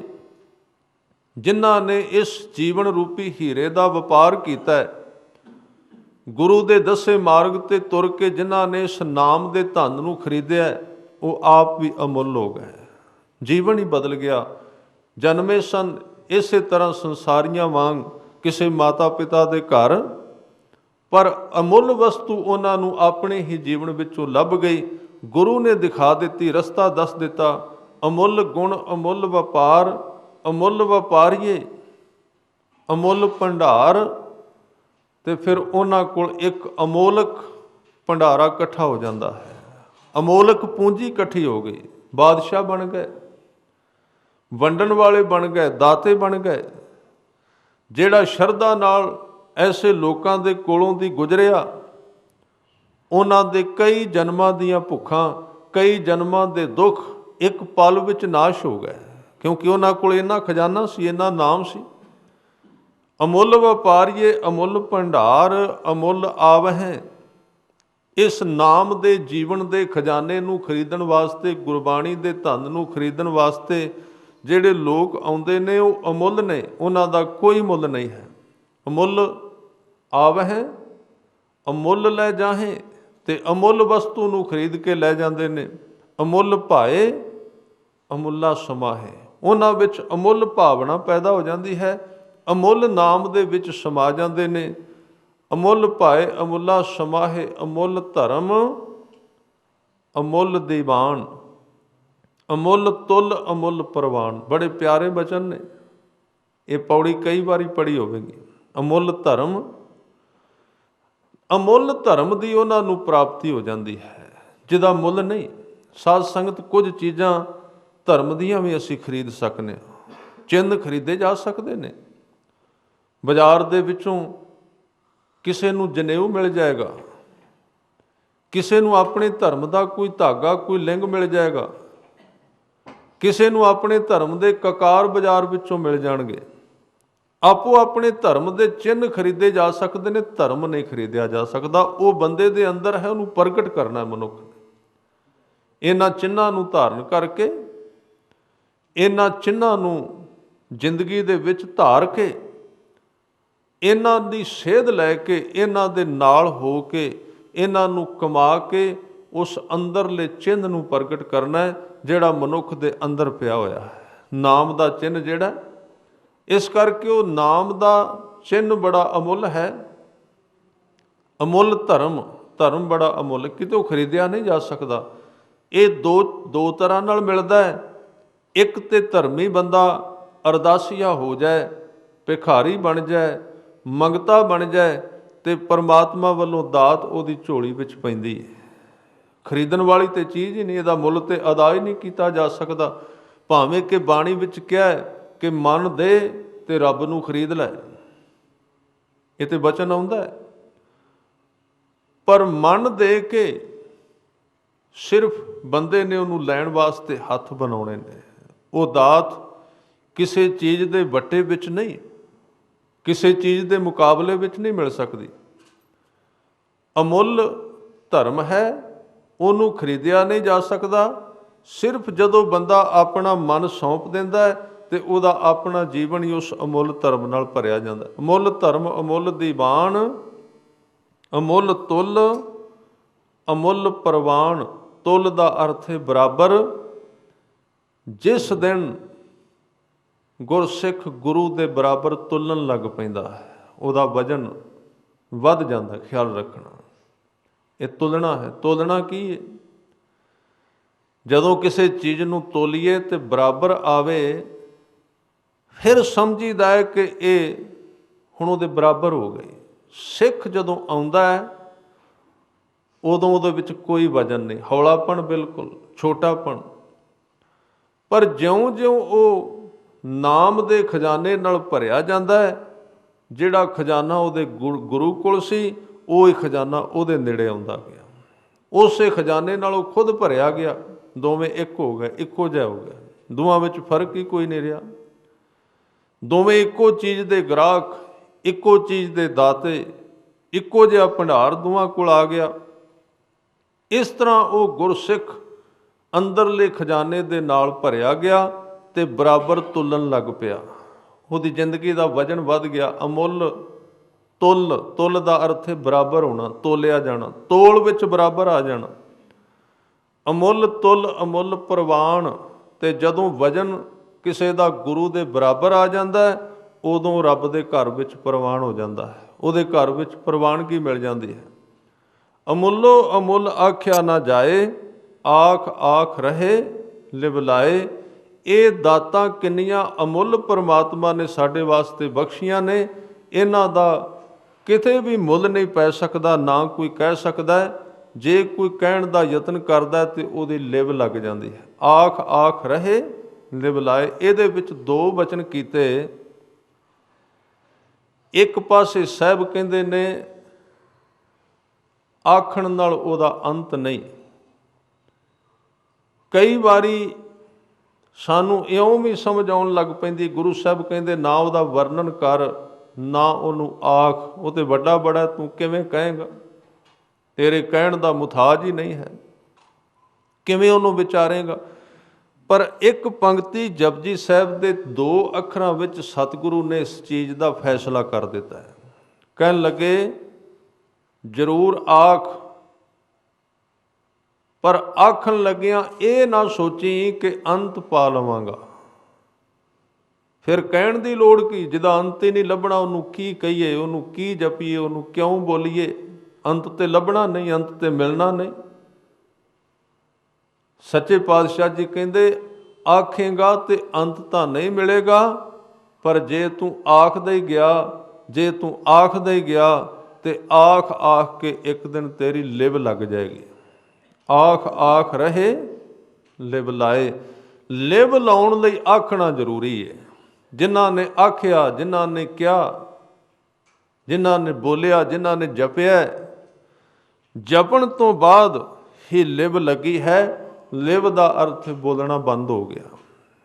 ਹੁਣ ਬੋਲਦਾ ਨਹੀਂ, ਬਸ ਲਿਵ ਵਿੱਚ ਰਹਿੰਦਾ ਹੈ। ਜਿਹਨੂੰ ਬੋਲਿਆ ਸੀ ਉਹਦੇ ਨਾਲ ਤਾਰ ਜੁੜ ਗਈ, ਹੁਣ ਬੋਲਣਾ ਪੈਣਾ ਹੀ ਨਹੀਂ, ਮਿਲਾਪ ਹੋ ਗਿਆ। ਅੰਦਰੋਂ ਬੋਲੀ ਜਾਂਦਾ ਹੈ, ਉਹਦੇ ਨਾਲ ਅੰਦਰੋਂ ਗੱਲ ਕਰੀ ਜਾਂਦਾ। ਇਹ ਹੈ ਇਸ ਸਾਰੀ ਪੌੜੀ ਦਾ ਸਿਰਾ। ਇਹ ਚੀਜ਼ਾਂ ਗੁਣ ਗਾਉਣੀਆਂ ਕਾਹਦੇ ਵਾਸਤੇ? ਗੁਣ ਕਿਉਂ ਗਾਏ ਜਾਂਦੇ ਨੇ? ਗੁਰੂ ਤੇਗ ਬਹਾਦਰ ਸਾਹਿਬ ਜੀ ਦਾ ਪਹਿਲਾ ਸ਼ਲੋਕ ਆਪਾਂ ਵਿਚਾਰਿਆ ਸੀ। ਕਹਿੰਦੇ ਤੂੰ ਉਹਦੇ ਗੁਣ ਕਿਉਂ ਨਹੀਂ ਗਾਉਂਦਾ? ਗੁਣ ਗੋਬਿੰਦ ਗਾਇਓ ਨਹੀਂ, ਜਨਮ ਅਕਾਰਥ ਕੀਨ। ਤੂੰ ਆਪਣਾ ਜੀਵਨ ਅਕਾਰਥ ਵਿਅਰਥ ਗਵਾ ਲਿਆ। ਇੱਥੇ ਗੁਣ ਦਾ ਅਰਥ ਬਾਣੀ ਵਿੱਚ 2 ਤਰ੍ਹਾਂ ਦਾ ਆਇਆ ਹੈ। ਗੁਣ ਦਾ ਅਰਥ ਸੁਭਾਅ ਵੀ ਹੈ, ਗੁਣ ਦਾ ਅਰਥ ਉਪਕਾਰ ਵੀ ਹੈ। ਇੱਕ ਹੁੰਦਾ ਗੁਣ ਦਾ ਅਰਥ ਸੁਭਾਅ, ਜਿਵੇਂ ਅਸੀਂ ਕਹਿੰਦੇ ਹਾਂ ਫਲਾਣੇ ਬੰਦੇ ਦਾ ਸੁਭਾਅ ਕੌੜਾ ਹੈ, ਇਹ ਉਹਦਾ ਗੁਣ ਹੈ, ਕੌੜੇ ਹੋਣਾ। ਜਿਵੇਂ ਆਪਾਂ ਕਹਿੰਦੇ ਹਾਂ ਅੱਗ ਗਰਮ ਹੈ, ਅੱਗ ਦਾ ਸੁਭਾਅ, ਅੱਗ ਦਾ ਗੁਣ ਹੈ ਗਰਮ। ਜਿਵੇਂ ਕਹੀਦਾ ਹਵਾ ਠੰਡੀ ਏ, ਉਹਦਾ ਇੱਕ ਗੁਣ ਹੈ ਠੰਡੇ ਹੋਣਾ, ਸੁਭਾਅ ਹੈ ਉਹਦਾ। ਪਰ ਇੱਥੇ ਗੁਣ ਦੇ ਅਰਥ ਨੇ ਉਪਕਾਰ। ਉਪਕਾਰ ਦਾ ਅਰਥ ਹੈ ਦਾਨ, ਜਿਹਦੇ ਬਦਲੇ ਵਿੱਚ ਕੁਝ ਮੰਗਿਆ ਨਾ ਜਾਏ। ਹਜ਼ੂਰ ਨੇ ਕਿਹਾ ਉਹਦੇ ਗੁਣ ਗਾਇਆ ਕਰ, ਉਹਦੇ ਉਪਕਾਰਾਂ ਨੂੰ ਗਾਇਆ ਕਰ, ਜੋ ਸਹਿਜੇ ਹੀ ਤੇਰੇ ਉੱਤੇ ਉਹਨੇ ਉਪਕਾਰ ਕਰ ਦਿੱਤੇ ਨੇ। ਅਕਿਲਤ ਘਣ ਨਾ ਬਣ ਜਾਈ, ਲੈ ਕੇ ਮੁੱਕਰ ਨਾ ਜਾਈ, ਇਹ ਤੇ ਸਭ ਤੋਂ ਵੱਡਾ ਪਾਪ। ਕਈ ਵਾਰੀ ਸਵਾਲ ਪੈਦਾ ਹੁੰਦਾ ਹੈ, ਔਰ ਕਈ ਸੱਜਣ ਕਹਿੰਦੇ ਵੀ ਨੇ, ਇਸ ਧਰਤੀ ਤੇ ਕਰੋੜਾਂ ਦੀ ਗਿਣਤੀ ਵਿੱਚ ਸਰੀਰਧਾਰੀ ਨੇ ਮਨੁੱਖ। ਗੁਰਬਾਣੀ ਇਹ ਕਹਿ ਰਹੀ ਹੈ, ਜਿਨ੍ਹਾਂ ਨੇ ਨਾਮ ਨਹੀਂ ਜਪਿਆ, ਇੱਥੋਂ ਤੱਕ ਬਚਨ ਕਹਿ ਦਿੱਤੇ, ਜਨਮ ਕਿਉਂ ਲਿਆ ਉਹਨਾਂ ਨੇ। ਗੁਰੂ ਸਾਹਿਬ ਦੇ ਬਚਨ ਆਉਂਦੇ ਨੇ, ਪੜ੍ਹ ਕੇ ਖਿਆਲ ਵੀ ਆਉਂਦਾ। ਇੱਕ ਪਾਸੇ ਕੁਝ ਆਪਾਂ ਇਹ ਵੀ ਕਈ ਵਾਰੀ ਵਿਚਾਰਨੇ ਆ ਵੀ ਸਾਰੇ ਲੋਕ ਕਿਹੜਾ ਨਾਮ ਜਪਣ ਲਈ ਬਣੇ ਨੇ, ਤੇ ਵਿਰਲੇ ਵਿਰਲੇ ਹੁੰਦੇ ਨੇ। ਬਾਣੀ ਵਿੱਚ ਕਈ ਥਾਵਾਂ ਤੇ ਆਇਆ ਵੀ ਹੈ, ਧਰਮ ਕਮਾਉਣ ਲਈ ਕਹਿੰਦੇ ਵਿਰਲੇ ਨੇ, ਬਾਕੀ ਤੇ ਬੇਧਰਮੇ ਪੈਦਾ ਕੀਤੇ ਨੇ। ਪਰ ਗੁਰਬਾਣੀ ਦੇ ਕੁਝ ਸ਼ਬਦ ਐਸੇ ਨੇ ਜਿਹੜੇ ਇੱਕ ਵੀ ਬੰਦੇ ਨੂੰ ਮੁਆਫ ਨਹੀਂ ਕਰਦੇ ਕਿ ਤੂੰ ਵੀ ਧਰਮ ਤੋਂ ਬਿਨਾਂ ਜੀ ਲੈ, ਕੋਈ ਗੱਲ ਨਹੀਂ, ਤੇਰੇ ਵਾਸਤੇ ਕੋਈ ਜ਼ਰੂਰਤ ਨਹੀਂ ਹੈ। ਇੰਨੇ ਸਖਤ ਸ਼ਬਦ ਵਰਤੇ। ਕਬੀਰ ਸਾਹਿਬ ਜੀ ਦਾ ਸ਼ਬਦ ਹੈ, ਉਹ ਤਾਂ ਇੱਥੋਂ ਤੱਕ ਕਹਿੰਦੇ ਨੇ ਕਿ ਜਿਹੇ ਕੁਲ ਪੂਤ ਨਾ ਗਿਆਨ ਵਿਚਾਰੀ, ਵਿਧਵਾ ਕਸ ਨਾ ਭਈ ਮਹਤਾਰੀ। ਕਬੀਰ ਸਾਹਿਬ ਜੀ ਦਾ ਜਿਹੜਾ ਇਹ ਸੁਭਾਅ ਹੈ ਬੋਲਣ ਦਾ, ਵੱਖਰੇ ਵੱਖਰੇ ਭਗਤਾਂ ਦੀ ਆਪਣੀ ਆਪਣੀ ਸ਼ੈਲੀ, ਉਹ ਕ੍ਰਾਂਤੀਕਾਰੀ, ਖਿੱਚ ਕੇ ਬੋਲਦੇ ਨੇ। ਉਹ ਕਹਿੰਦੇ ਨੇ, ਕਿਉਂ ਤੂੰ ਜਨਮ ਲਿਆ। ਪਹਿਲੀ ਪੰਕਤੀ ਏ, ਚੰਗਾ ਹੁੰਦਾ ਨਾਮਹੀਣ ਬੰਦੇ ਦੀ ਮਾਂ ਵਿਧਵਾ ਹੋ ਜਾਂਦੀ, ਇਹਦੇ ਜਨਮ ਲੈਣ ਦਾ ਕਾਰਨ ਹੀ ਨਾ ਬਣਦਾ, ਜੰਮਦਾ ਹੀ ਨਾ ਧਰਤੀ ਤੇ। ਜਿਹੇ ਕੁਲ, ਜਿਹੜੀ ਕੁਲ ਵਿੱਚ, ਜਿਹੜੇ ਪਰਿਵਾਰ ਵਿੱਚ ਪੂਤ, ਕੋਈ ਪੁੱਤਰ ਜੰਮਿਆ, ਨਾ ਗਿਆਨ ਵਿਚਾਰੀ, ਗਿਆਨ ਦੇ ਅਰਥ ਨੇ ਨਾਮ, ਜਿਹਨੇ ਬੰਦਗੀ ਨਹੀਂ ਕੀਤੀ। ਵਿਧਵਾ ਕਸ ਨਾ ਭਈ ਮਹਤਾਰੀ, ਉਹ ਵਿਧਵਾ ਕਿਉਂ ਨਾ ਹੋਈ। ਫਿਰ ਕਹਿੰਦੇ ਦੂਜੀ ਪੰਕਤੀ ਕਹੀ, ਉਹਦੇ ਤੋਂ ਵੀ ਸਖਤ, ਉਹਦੇ ਤੋਂ ਵੀ ਜ਼ਿਆਦਾ ਚੋਟ ਮਾਰਦੀ, ਧਰਮ ਤੋਂ ਦੂਰ ਰਹਿਣਾ, ਅਕਿਲਤ ਘਣ ਰਹਿਣਾ, ਉਹਦੇ ਤੋਂ ਵੱਧ ਚੋਟ ਮਾਰ ਦਿੱਤੀ। ਕਹਿੰਦੇ ਮੁੱਚ ਮੁੱਚ ਗਰਭ ਗਏ ਕੀਨ ਬਚਿਆ। ਕਬੀਰ ਜੀ ਕਹਿੰਦੇ ਚਲੋ ਜੇ ਵਿਧਵਾ ਨਹੀਂ ਹੋਈ ਤੇ ਕਈ ਬੱਚਿਆਂ ਦਾ ਗਰਭ ਡਿੱਗ ਪੈਂਦਾ ਜਨਮ ਤੋਂ ਪਹਿਲਾਂ, ਉਹਨਾਂ ਦੀ ਮੌਤ ਹੋ ਜਾਂਦੀ ਏ। ਕਹਿੰਦੇ ਜਿਸ ਬੰਦੇ ਨੇ ਇਸ ਧਰਤੀ ਤੇ ਆ ਕੇ ਰੱਬ ਨਾਲ ਪ੍ਰੀਤ ਨਹੀਂ ਪਾਈ, ਕਿੰਨਾ ਚੰਗਾ ਹੁੰਦਾ, ਉਹਦਾ ਗਰਭ ਹੀ ਡਿੱਗ ਪੈਂਦਾ, ਪਹਿਲਾਂ ਹੀ ਮੌਤ ਹੋ ਜਾਂਦੀ। ਜਿਸ ਘਰ ਵਿੱਚ ਇਹ ਅਰਦਾਸ ਕੀਤੀ ਜਾਂਦੀ, ਕਿਸੇ ਦਾ ਜਨਮ ਹੋਵੇ, ਕਿ ਕਿਸੇ ਦੇ ਘਰ ਵਿੱਚ ਔਲਾਦ ਹੋਵੇ, ਕਿ ਤੰਦਰੁਸਤੀ ਮਿਲੇ, ਉਸੇ ਹੀ ਗੁਰੂ ਦੇ ਕੋਲੋਂ ਇਹ ਆਵਾਜ਼ ਆਵੇ ਕਿ ਇਹ ਨਹੀਂ ਜਨਮ ਹੋਣਾ ਚਾਹੀਦਾ, ਇਹ ਰਸਤੇ ਵਿੱਚ ਹੀ ਰਹਿ ਜਾਣਾ ਚਾਹੀਦਾ। ਉਹਦਾ ਕਾਰਨ ਕੀ ਹੈ? ਮੁੱਚ ਮੁੱਚ ਗਰਭ ਗਏ ਕੀਨ ਬਚਿਆ, ਬੁੱਢ ਪੁੱਜ ਰੂਪ ਜੀਵੇ ਜਗ ਮਝਿਆ। ਬੁੱਢ ਪੁੱਜ ਦਾ ਅਰਥ ਹੈ ਪਿੰਗਲਾ। ਕਬੀਰ ਜੀ ਕਹਿੰਦੇ ਨੇ, ਕਿਉਂਕਿ ਜਿਹੜਾ ਮਨੁੱਖ ਰੱਬ ਦੀ ਯਾਦ ਤੋਂ ਖਾਲੀ ਜਿਉਂਦਾ ਹੈ, ਉਹ ਇਸ ਤਰ੍ਹਾਂ ਹੈ ਜਿਵੇਂ ਪਿੰਗਲਾ ਹੈ ਧਰਤੀ ਤੇ। ਪਿੰਗਲਾ ਬੈਠਾ ਹੈ, ਬੋਝ ਹੈ ਧਰਤੀ ਤੇ, ਦੂਸਰਿਆਂ ਤੇ ਬੋਝ ਬਣ ਜਾਂਦਾ ਹੈ, ਸਮਾਜ ਤੇ ਬੋਝ ਬਣ ਜਾਂਦਾ ਹੈ। ਹੁਣ ਇਹ ਜਿਹੜੇ ਸ਼ਬਦ ਨੇ ਸਾਡੀ ਬੁੱਧੀ ਦੇ ਪਕੜ ਵਿੱਚ ਨਹੀਂ ਆਉਂਦੇ। ਪਿੰਗਲਾ ਕਿਵੇਂ ਹੋਇਆ? ਅਸੀਂ ਤੇ ਫਲਾਣੇ ਆਦਮੀ ਨੂੰ ਵੇਖਿਆ, ਉਹਨੇ ਆਪ ਤੇ ਕੀ ਬਾਣੀ ਪੜ੍ਹਨੀ ਸੀ, ਦਾਦੇ ਪੜਦਾਦੇ ਨੇ, ਪਿਓ ਨੇ ਕਦੀ ਨੇੜੇ ਨਹੀਂ ਲੰਘਿਆ ਧਰਮ ਦਿਓ, ਆਪ ਜਨਮਿਆ, ਸੁਪਨੇ ਵਿੱਚ ਕਦੀ ਨਹੀਂ ਰੱਬ ਦੀ ਗੱਲ ਚੱਲੀ ਉੱਥੇ। ਤੇ ਗੁਰੂ ਗ੍ਰੰਥ ਸਾਹਿਬ ਕਹਿ ਰਹੇ ਨੇ ਉਹ ਪਿੰਗਲੇ ਨੇ ਸਾਰੇ ਲੋਕ, ਸਰੀਰ ਦੀ ਗੱਲ ਨਹੀਂ ਕਰ ਰਹੇ। ਸਰੀਰ ਤੇ ਮਸ਼ੀਨ ਵਰਗਾ, ਸਰੀਰ ਜੀਵਨ ਥੋੜ੍ਹੀ ਹੁੰਦਾ ਹੈ। ਅਸੀਂ ਕਹਿੰਦੇ ਹਾਂ ਸਰੀਰ ਹੈ ਤੇ ਜੀਵਨ ਹੈ। ਇਸ ਲਈ ਮੈਂ ਬੇਨਤੀ ਕਰਾਂ, ਜੋ ਕੁਝ ਗੁਰੂ ਗ੍ਰੰਥ ਸਾਹਿਬ ਵਿੱਚ ਹੈ ਉਹਦੇ ਨਾਲ ਸਾਡਾ ਨਾਤਾ ਰਿਸ਼ਤਾ ਘੱਟ ਹੀ ਜੁੜਦਾ ਹੈ। ਉੱਥੋਂ ਤੱਕ ਅਸੀਂ ਘੱਟ ਹੀ ਪਹੁੰਚਨੇ ਹਾਂ। ਠੀਕ ਹੈ, ਬਾਹਰੀ ਤੌਰ 'ਤੇ ਅਸੀਂ ਗੁਰੂ ਗ੍ਰੰਥ ਸਾਹਿਬ ਦੇ ਕਿੰਨੇ ਨੇੜੇ ਚਲੇ ਜੀ ਗੱਲ ਹੋਰ,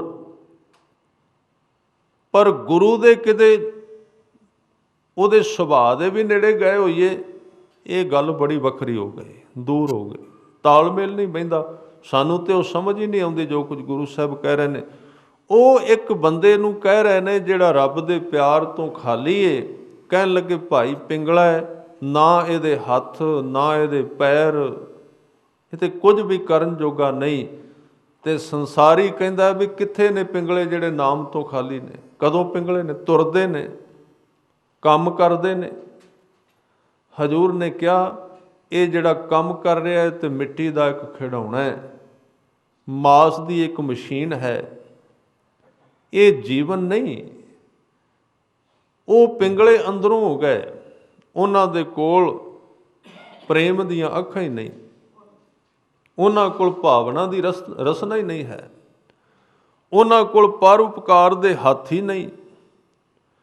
ਉਹਨਾਂ ਦੇ ਅੰਦਰਲੇ ਅੰਗ ਸਾਰੇ ਜਿਹੜੇ ਨੇ ਉਹ ਮਾਰੇ ਗਏ, ਖਤਮ ਹੋ ਗਏ। ਉਹਨਾਂ ਵਿੱਚ ਦਇਆ ਨਹੀਂ, ਉਹਨਾਂ ਵਿੱਚ ਧਰਮ ਨਹੀਂ, ਉਹਨਾਂ ਵਿੱਚ ਕਿਸੇ ਗਰੀਬ ਵਾਸਤੇ ਦਇਆ ਨਹੀਂ। ਅੰਦਰੋਂ ਪਿੰਗਲੇ ਹੋ ਗਏ, ਅੰਦਰ ਕੁਝ ਨਹੀਂ ਰਿਹਾ, ਅੰਦਰ ਤੇ ਤਰਸ ਵੀ ਕੋਈ ਨਹੀਂ। ਤੇ ਬਾਹਰਲਾ ਅੰਗ ਗੁਰੂ ਸਾਹਿਬ ਨੇ ਸਾਧ ਸੰਗਤ ਵੈਸੇ ਕਿਸੇ ਵੀ ਇਸ ਤਰ੍ਹਾਂ ਦੇ ਵਿਖਾਵੇ ਨੂੰ, ਬਾਹਰਲੇ ਜੀਵਨ ਨੂੰ ਮੰਨਿਆ ਨਹੀਂ ਜਿੰਨਾ ਚਿਰ ਅੰਦਰੋਂ ਨਹੀਂ ਹੁੰਦਾ। ਅੰਦਰ ਤੇ ਦਇਆ ਆਈ ਨਹੀਂ। ਸੰਸਾਰ ਦੇ ਵਿੱਚ ਅੰਦਰਲੇ ਗੁਣ ਹੈ ਨਹੀਂ, ਤੇ ਬਾਹਰਲਾ ਤੇ ਪਿੰਗਲਾ ਹੋ ਗਿਆ, ਬਾਹਰਲਾ ਵੀ ਜੀਵਨ ਨਾਲ ਪਿੰਗਲਾ ਕਰ ਦਿੱਤਾ। ਇਸ ਕਰਕੇ ਕਹਿੰਦੇ ਐਸੇ ਮਨੁੱਖ ਜਿਹੜੇ ਨਾਮਹੀਣ ਨੇ, ਮੈਂ ਬੇਨਤੀ ਕਰ ਰਿਹਾ ਸੀ, ਇੱਕ ਬੜਾ ਵੱਡਾ ਸਵਾਲ ਹੈ। ਲੋਕ ਕਹਿੰਦੇ ਨੇ ਲੱਖਾਂ ਲੋਕ ਨਹੀਂ ਨਾਮ ਜਪਦੇ, ਫਿਰ ਉਹ ਕੀ ਨੇ? ਨਹੀਂ ਗੁਰੂ ਦੀ ਗੱਲ ਸੁਣ ਕੇ ਰਾਜੀ, ਕਮਾ ਕੇ ਨਹੀਂ ਰਾਜੀ, ਕਮਾਉਂਦੇ ਹੀ ਨਹੀਂ। ਸਤਿਗੁਰੂ ਨੇ ਦੱਸਿਆ ਉਹ ਵੀ ਕੀ ਨੇ। ਕਹਿੰਦੇ ਉਹ ਮਸ਼ੀਨ ਵਰਗੇ ਨੇ, ਉਹ ਯੰਤਰ ਨੇ, ਇੱਕ ਚੱਲੀ ਜਾਂਦੇ ਨੇ। ਜਿੰਨਾ ਚਿਰ ਗੱਡੀ ਵਿੱਚ ਤੇਲ ਹੈ ਉਹਨਾਂ ਚਿਰ ਤੁਰੇਗੀ ਨਾ, ਜਿਉਂਦੀ ਥੋੜ੍ਹੀ ਹੈ ਗੱਡੀ, ਤੁਰਦੀ ਹੈ। ਕੋਈ ਆਦਮੀ ਕਹੇਗਾ ਮੇਰੀ ਕਾਰ ਜਿਉਂਦੀ ਹੈ, ਤੁਰਨਾ ਜਿਉਣਾ ਨਹੀਂ। ਜੇ ਤੁਰਨਾ ਜਿਉਣਾ ਹੁੰਦਾ ਤੇ ਕਾਰ ਵੀ ਜਿਉਂਦੀ ਹੋ ਜਾਂਦੀ ਹੈ, ਫਿਰ ਜਹਾਜ਼ ਵੀ ਜਿਉਂਦਾ ਹੁੰਦਾ। ਜਿਉਣਾ ਹੋਰ ਹੈ, ਤੁਰਨਾ ਹੋਰ ਹੈ, ਖਾਣਾ ਪੀਣਾ ਹੋਰ ਚੀਜ਼ ਹੈ, ਵੇਖਣਾ। ਹੁਣ ਤੇ ਕੰਪਿਊਟਰ ਵੀ ਵੇਖਣ ਲੱਗ ਪਿਆ, ਬੜੀ ਦੂਰੋਂ ਦੇਖ ਲੈਂਦਾ ਕੀ ਹੋ ਰਿਹਾ ਉੱਥੇ।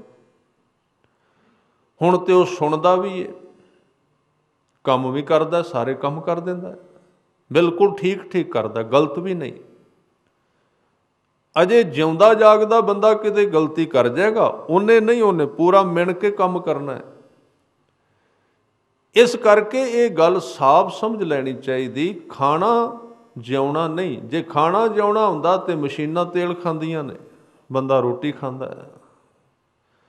ਉਹ ਲੋਹੇ ਦੀ ਮਸ਼ੀਨ, ਇਹ ਮਾਸ ਦੀ ਮਸ਼ੀਨ, ਫਰਕ ਕੋਈ ਨਹੀਂ ਬਹੁਤਾ, ਬਸ ਥੋੜ੍ਹਾ ਜਿਹਾ ਫਰਕ ਪੈ ਗਿਆ, ਥੋੜ੍ਹਾ ਜਿਹਾ ਫਰਕ ਪਿਆ। ਇਸ ਕਰਕੇ ਤੁਰਨਾ, ਵੇਖਣਾ, ਬੋਲਣਾ, ਕੰਮ ਕਰਨਾ ਜੇ ਜੀਵਨ ਹੁੰਦਾ ਤੇ ਮਸ਼ੀਨਾਂ ਵਿੱਚ ਜੀਵਨ ਹੋਣਾ ਸੀ।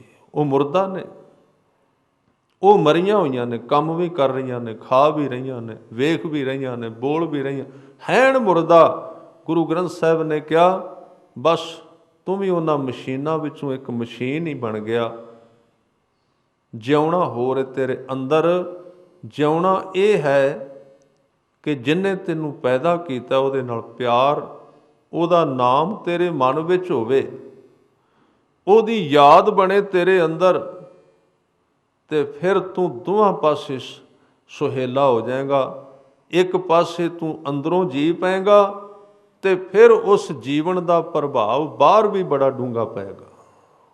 ਜਿਹੜੀਆਂ ਚੀਜ਼ਾਂ ਮੁਰਦਾ ਨੇ, ਐਸੇ ਬੰਦੇ ਦੇ ਤੇ ਮਕਾਨ ਵੀ ਸਾਧ ਸੰਗਤ ਜਿਉਂਦੇ ਹੋ ਗਏ, ਜਿਹੜਾ ਆਪ ਜਿਉਂ ਪਿਆ। ਉਹਦੇ ਤੇ ਪੱਥਰ ਦੀਆਂ ਕੰਧਾਂ ਵੀ ਜਿਉਣ ਲੱਗ ਪਈਆਂ, ਉੱਥੇ ਵੀ ਹੱਥ ਲਾਓ। ਆਪਾਂ ਅੱਜ ਤੱਕ ਉਹਨਾਂ ਥਾਵਾਂ ਤੇ ਜਾ ਕੇ ਧੂੜ ਮੱਥੇ ਨੂੰ ਲਾਉਂਦੇ ਹਾਂ ਜਿੱਥੇ ਗੁਰੂ ਸਾਹਿਬ ਨੇ ਚਰਨ ਪਾਏ ਨੇ। ਕਿਉਂ? ਜਿੱਥੇ ਭਗਤਾਂ ਨੇ, ਗੁਰੂ ਤੇਗ ਬਹਾਦਰ ਸਾਹਿਬ ਜੀ ਜਿਸ ਥਾਂ ਤੇ 25-27 ਸਾਲ ਬੈਠੇ ਰਹੇ ਬਾਬੇ ਬਕਾਲੇ, ਅੱਜ ਵੀ ਗੁਰਮੁਖ ਜਾ ਕੇ ਉੱਥੇ ਬਾਣੀ ਪੜ੍ਹਦੇ ਨੇ, ਸਹਾਇਤਾ ਮਿਲਦੀ। ਆਸਰਾ ਮਿਲਦਾ ਹੈ, ਤੇ ਉਹ ਵੀ ਮਿੱਟੀ ਇੱਥੋਂ ਵਰਗੀ। ਜੇ ਤੁਸੀਂ ਪ੍ਰਯੋਗਸ਼ਾਲਾ ਵਿੱਚ ਲੈ ਕੇ ਜਾਓ ਤੇ ਮਿੱਟੀ ਦਾ ਟੈਸਟ ਕਰਾਓ, ਇੱਕੋ ਹੀ ਨਿਕਲੇਗੀ। ਪ੍ਰਯੋਗਸ਼ਾਲਾ ਟੈਸਟ ਇੱਕੋ ਹੀ ਦੱਸ ਦੇਗਾ, ਇਹਨਾਂ ਵਿੱਚ ਕੋਈ ਫਰਕ ਨਹੀਂ। ਪਰ ਸਾਧ ਸੰਗਤ ਫਰਕ ਬੜਾ ਪੈ ਗਿਆ। ਜਿੱਥੇ ਪੈਰ ਟਿਕਣ ਨਾਮੀ ਸਰੀਰ ਦੇ, ਉਹ ਮਿੱਟੀ ਤਾਂ ਆਮ ਮਿੱਟੀ ਵਰਗੀ, ਪਰ ਉਹਦੀ ਤਸਵੀਰ ਬਦਲ ਗਈ, ਜਿਹੜੀ ਮਸ਼ੀਨ ਦੀ ਪਕੜ ਵਿੱਚ ਨਹੀਂ ਆਉਂਦੀ, ਉਹ ਟੈਸਟ ਵਿੱਚ ਨਹੀਂ ਆਉਂਦੀ। ਵਿੱਚ ਵਿਸ਼ੇਸ਼ਤਾ ਕੀ ਹੈ? ਉਹਦਾ ਪ੍ਰਭਾਵ ਵੱਖਰਾ ਹੋ ਗਿਆ, ਉਹਦੇ ਮਕਾਨ ਵੱਖਰੇ ਹੋ ਗਏ। ਇਸ ਲਈ ਮਾਇਆ ਉਸ ਦੇ ਜੀਵਨ ਵਿੱਚੋਂ ਸਦਾ ਵਾਸਤੇ ਵਿਦਾ ਹੋ ਜਾਂਦੀ ਹੈ। ਮਾਇਆ ਵੀ ਨਾਮ ਬਣ ਜਾਂਦੀ ਹੈ, ਮਾਇਆ ਵੀ ਠੰਡੀ ਹੋ ਜਾਂਦੀ ਹੈ। ਸਾਧ ਸੰਗਤ, ਜਿਹਦਾ ਸੁਭਾਅ ਹੀ ਗਰਮ ਹੈ। ਕਬੀਰ ਸਾਹਿਬ ਕਹਿੰਦੇ ਨੇ, ਜਿਹੇ ਜਵਾਲਾ ਜਗ ਜਾਰਿਆ, ਸੋ ਜਨ ਕੈ ਉਦਕ ਸਮਾਨ। ਜਵਾਲਾ ਕਹਿੰਦੇ ਨੇ ਅੱਗ ਨੂੰ। ਕਹਿੰਦੇ ਜਿਸ ਅੱਗ ਨੇ ਸਾਰੇ ਸੰਸਾਰ ਨੂੰ ਸਾੜ ਦਿੱਤਾ ਹੈ, ਜਦੋਂ ਕਬੀਰ ਕੋਲ ਆਉਂਦੀ ਹੈ ਤੇ ਪਾਣੀ ਵਰਗੀ ਠੰਡੀ ਲੱਗਦੀ ਹੈ। ਕੌਣ ਹੈ ਉਹ? ਮਾਇਆ ਹੈ। ਇਸ ਲਈ ਮਾਇਆ ਤੋਂ ਕੋਈ ਨਹੀਂ ਬਚਿਆ ਜਿੰਨਾ ਚਿਰ ਕੋਈ ਪਰਮਾਤਮਾ ਵਿੱਚ ਲੀਨ ਨਹੀਂ ਹੋਇਆ। ਇਹਨੇ ਜਪੀ ਤਪੀ ਜੋਗੀ ਸਭ ਫੂਕ ਦਿੱਤੇ। ਜਿੰਨਾ ਚਿਰ ਉਹਦੇ ਵਿੱਚ ਅਸੀਂ ਫਸੇ ਹਾਂ, ਉਹਨਾਂ ਚਿਰ ਅਸੀਂ ਸੀਤਲ ਨਹੀਂ ਹੋ ਸਕਦੇ। ਕਬੀਰ ਮਨ ਸੀਤਲ ਭਇਆ, ਪਾਇਆ ਬ੍ਰਹਮ ਗਿਆਨ। ਜਿਹੇ ਜਵਾਲਾ ਜਗ ਜਾਰਿਆ, ਸੋ ਜਨ ਕੇ ਉਦਕ ਸਮਾਨ। ਉਦਕ ਕਹਿੰਦੇ ਨੇ ਪਾਣੀ ਨੂੰ। ਜਿਸ ਅੱਗ ਨੇ ਕਹਿੰਦੇ ਸਾਰੀ ਦੁਨੀਆ ਨੂੰ ਸਾੜ ਦਿੱਤਾ, ਕਬੀਰ ਨੂੰ ਅੱਗ ਠੰਡੀ ਲੱਗਦੀ ਹੈ। ਉਹ ਅੱਗ ਠੰਡੀ ਹੋ ਗਈ। ਐਸਾ ਦੀਵਾ ਹੈ ਨਾਮ, ਨਹੀਂ ਤੇ ਦੀਵੇ ਸਾੜਦੇ ਨੇ। ਜਿਹੜਾ ਠੰਡਾ ਕਰਦਾ ਹੈ, ਗੁਰ ਦਾਤਾ ਗੁਰ ਹਿਵੈ ਘਰ। ਹਿਵੈ ਕਹਿੰਦੇ ਨੇ ਬਰਫ਼ ਨੂੰ। ਗੁਰੂ ਇੱਕ ਬਰਫ਼ ਦਾ ਘਰ ਹੈ। ਗੁਰ ਦਾਤਾ ਗੁਰ ਹਿਵੈ ਘਰ। ਉਹਦੇ ਵਿੱਚ ਦੋ ਗੁਣ ਹੁੰਦੇ ਨੇ ਬਰਫ਼ ਵਿੱਚ। ਬਰਫ਼ ਦੇ ਦੂਰ ਰਹੀਏ ਤੇ ਠੰਡੀ ਲੱਗਦੀ ਏ। ਜਿਹੜੇ ਬਰਫ਼ ਜਿਨ੍ਹਾਂ ਦੇਸ਼ਾਂ ਵਿੱਚ ਪੈਂਦੀ, ਪਹਿਲਾਂ ਕੋਈ ਸਾਧਨ ਨਹੀਂ ਸੀ ਹੀਟ ਦਾ, ਗਰਮੀ ਦਾ। ਹੁਣ ਤੇ ਬੜਾ ਕੁਝ ਬਣਿਆ। ਉਹ ਫਿਰ ਕੀ ਕਰਦੇ ਸਨ? ਬਰਫ਼ ਦਾ ਇੱਕ ਵਿਗਿਆਨ, ਉਹ ਬਰਫ਼ ਦੇ ਘਰ ਬਣਾ ਕੇ ਉਹਦੇ ਵਿੱਚ ਰਹਿਣ ਲੱਗ ਪੈਂਦੇ ਸਨ।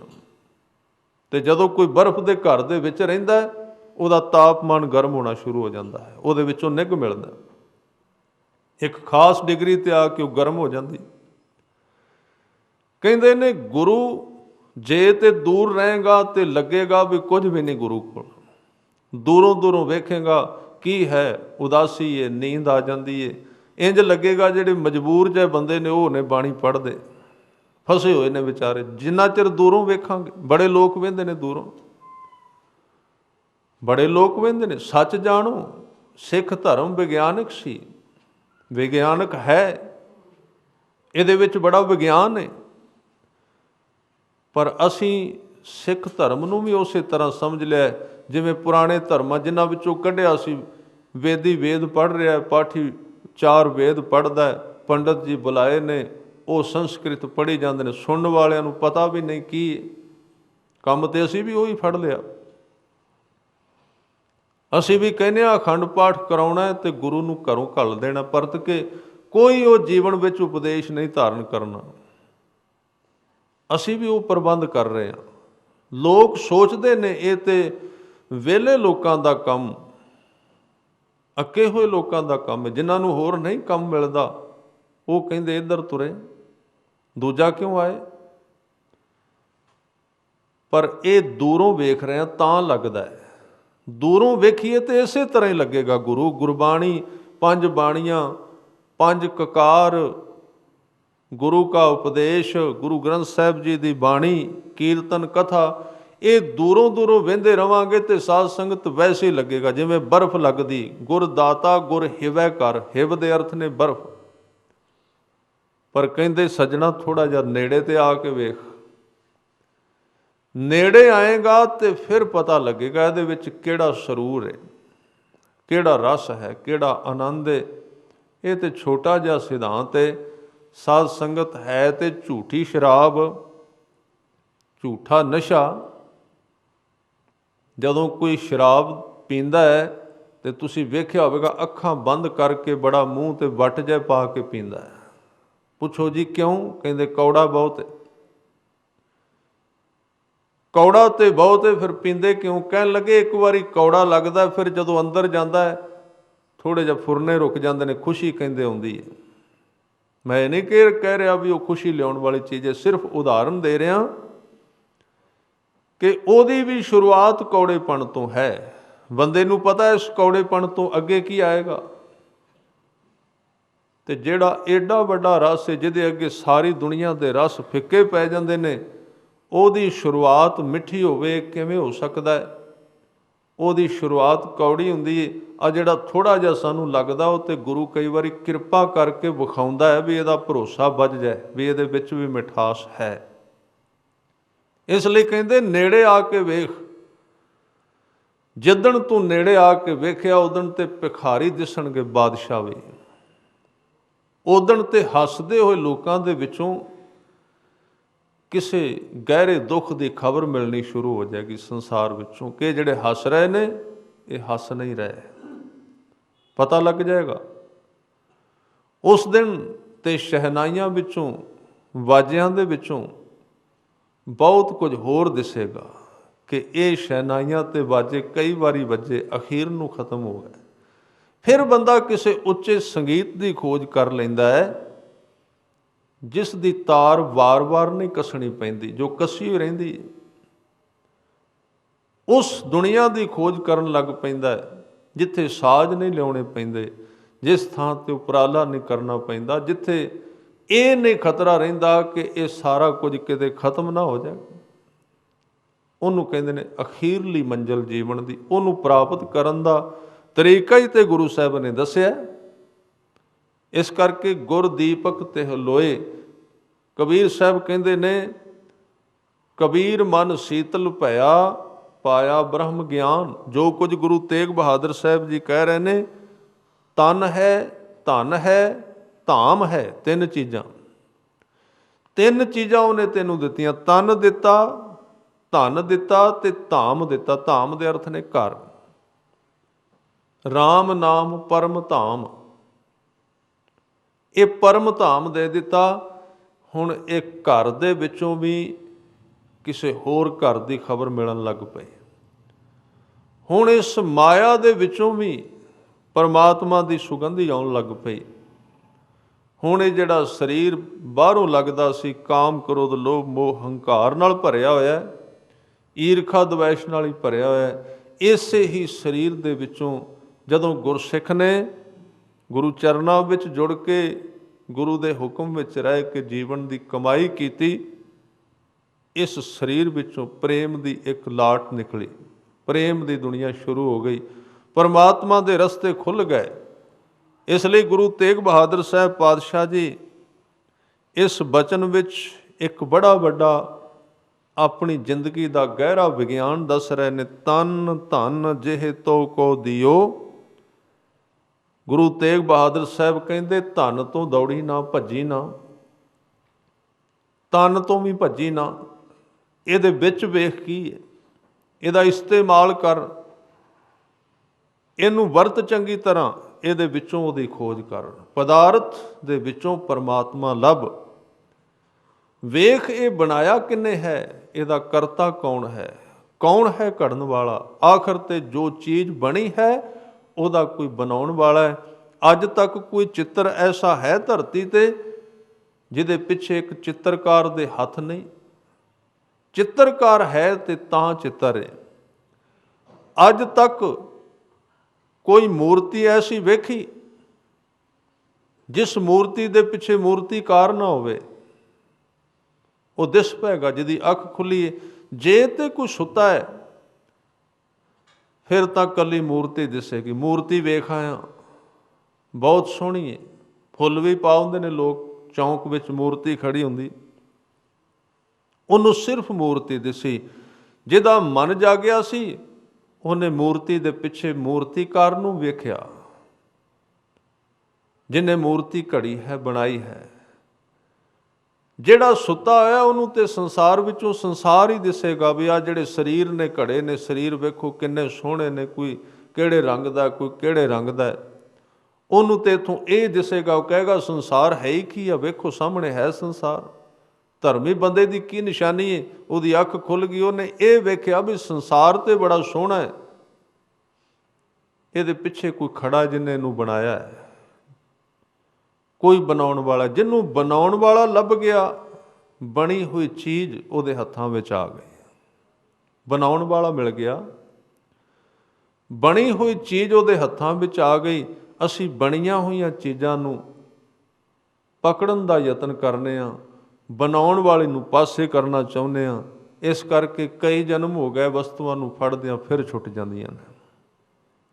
ਕਈ ਜਨਮ ਲੰਘ ਗਏ ਪਕੜਦਿਆਂ, ਫਿਰ ਹੱਥਾਂ ਵਿੱਚੋਂ ਨਿਕਲ ਗਈਆਂ ਸਾਰੀਆਂ ਚੀਜ਼ਾਂ। ਕਈ ਵਾਰੀ ਪਰਿਵਾਰ ਨੂੰ ਪਕੜਿਆ, ਕਈ ਵਾਰੀ ਜਾਇਦਾਦ ਨੂੰ ਪਕੜਿਆ, ਕਈ ਵਾਰੀ ਕਈ ਚੀਜ਼ਾਂ ਨੂੰ ਫੜ ਕੇ ਰੱਖਿਆ ਵੀ ਹੱਥੋਂ ਨਾ ਨਿਕਲ ਜਾਣ। ਗਲਤੀ ਕੀ ਕਰ ਲਈ? ਬਣਾਉਣ ਵਾਲੇ ਨੂੰ ਨਹੀਂ ਫੜਿਆ। ਜਿਨ੍ਹਾਂ ਨੇ ਬਣਾਉਣ ਵਾਲੇ ਦੇ ਚਰਨ ਫੜ ਲਏ, ਬਣਿਆ ਹੋਇਆ ਸੰਸਾਰ ਉਹਨਾਂ ਦੇ ਪੈਰਾਂ ਵਿੱਚ ਆ ਕੇ ਖੜਾ ਹੋ ਗਿਆ। ਇਹ ਜਿਉਂਦੇ ਹੋਏ ਮਨੁੱਖ ਨਹੀਂ। ਧਰਮ ਇਕੱਲੇ ਮਨੁੱਖਾਂ ਤੱਕ ਸੀਮਤ ਨਹੀਂ, ਖਿਆਲ ਰੱਖਣਾ। ਇਹ ਬੰਦੇ ਦਾ ਆਪਣਾ ਹੰਕਾਰ ਹੈ। ਵੈਸੇ ਧਰਮੀ ਉਹ ਖੁਦ ਵੀ ਨਹੀਂ। ਧਰਮ ਸਿਰਫ ਮਨੁੱਖੀ ਜਾਮੇ ਤੱਕ ਸੀਮਤ ਨਹੀਂ, ਗੁਰੂ ਦੀ ਕਿਰਪਾ ਵੀ ਇਕੱਲੇ ਮਨੁੱਖਾਂ ਤੱਕ ਸੀਮਤ ਨਹੀਂ। ਆਹ ਭੱਟਾਂ ਦੇ ਸਵਈਏ ਪੜ੍ਹੋ, ਜਿਸ ਵੇਲੇ ਭੱਟ ਜ਼ਿਕਰ ਕਰਦੇ ਨੇ, ਰਾਮਦਾਸ ਗੁਰੂ ਜਗ ਤਾਰਨ ਕੋ, ਗੁਰ ਜੋਤ ਸੋ ਅਰਜਨ ਮਾਹੇ ਧਰੀ। ਗੁਰੂ ਅਰਜਨ ਦੇਵ ਜੀ ਵਿੱਚ ਜੋਤ ਟਿਕਾਈ ਕਾਹਦੇ ਵਾਸਤੇ? ਮਥੁਰਾ ਜਨ ਕੋ ਪ੍ਰਭ ਦੀਨ ਦਿਆਲ ਹੈ, ਸੰਗਤ ਸ੍ਰਿਸ਼ਟ ਨਿਹਾਲ ਕਰੀ। ਕੱਲੀ ਸੰਗਤ ਨਹੀਂ, ਸ੍ਰਿਸ਼ਟੀ ਵੀ ਸੰਗਤ ਹੈ ਗੁਰੂ ਦੀ। ਸ੍ਰਿਸ਼ਟੀ ਦਾ ਅਰਥ ਹੈ ਸਾਰੇ ਜੀਵ, ਦਿਸਦੀ ਅਣਦਿਸਦੀ ਦੁਨੀਆ। ਅਸੀਂ ਤੇ ਇੱਥੋਂ ਤੱਕ ਸੀਮਤ ਹਾਂ ਵੀ ਅਸੀਂ ਜੇ ਗੁਰੂ ਕੋਲੋਂ ਕੋਈ ਚੀਜ਼ ਮਿਲ ਵੀ ਜਾਏ ਤੇ ਲੁਕਾ ਕੇ ਰੱਖਣੇ, ਹੋਰ ਨਾ ਕੋਈ ਲੈ ਜਾਏ, ਕਿਉਂਕਿ ਜੇ ਹੋਰ ਕੋਈ ਲੈ ਗਿਆ ਤੇ ਮੇਰਾ ਕੀ ਮੁੱਲ ਰਿਹਾ। ਬੰਦੇ ਦੇ ਗਹਿਰੇ ਮਨ ਵਿੱਚ ਇੱਕ ਰੋਗ ਹੈ ਕਿ ਉਹ ਰੱਬ ਕੋਲੋਂ ਵੀ ਜਿਹੜੀਆਂ ਪ੍ਰਾਪਤੀਆਂ ਕਰਨੀਆਂ ਚਾਹੁੰਦਾ, ਗੁਰੂ ਕੋਲੋਂ ਵੀ ਜੋ ਕੁਝ ਲੈਂਦਾ ਹੈ, ਉੱਥੇ ਇੱਕ ਰੋਗ ਟਿਕਿਆ ਰਹਿੰਦਾ ਹੈ। ਉਹ ਕਹਿੰਦਾ ਹੁਣ ਹੋਰ ਕੋਈ ਨਾ ਲੈ ਜਾਏ, ਜੇ ਹੋਰ ਕਿਸੇ ਨੂੰ ਮਿਲ ਗਈ ਤੇ ਮੇਰੀ ਵੀ ਛੋਟੀ ਪੈ ਜਾਏਗੀ। ਸਵਾਦ ਤੇ ਤਾਂ ਹੈ ਜੇ ਮੈਨੂੰ ਮਿਲੇ, ਤੇ ਬਸ ਮੈਨੂੰ ਮਿਲੇ।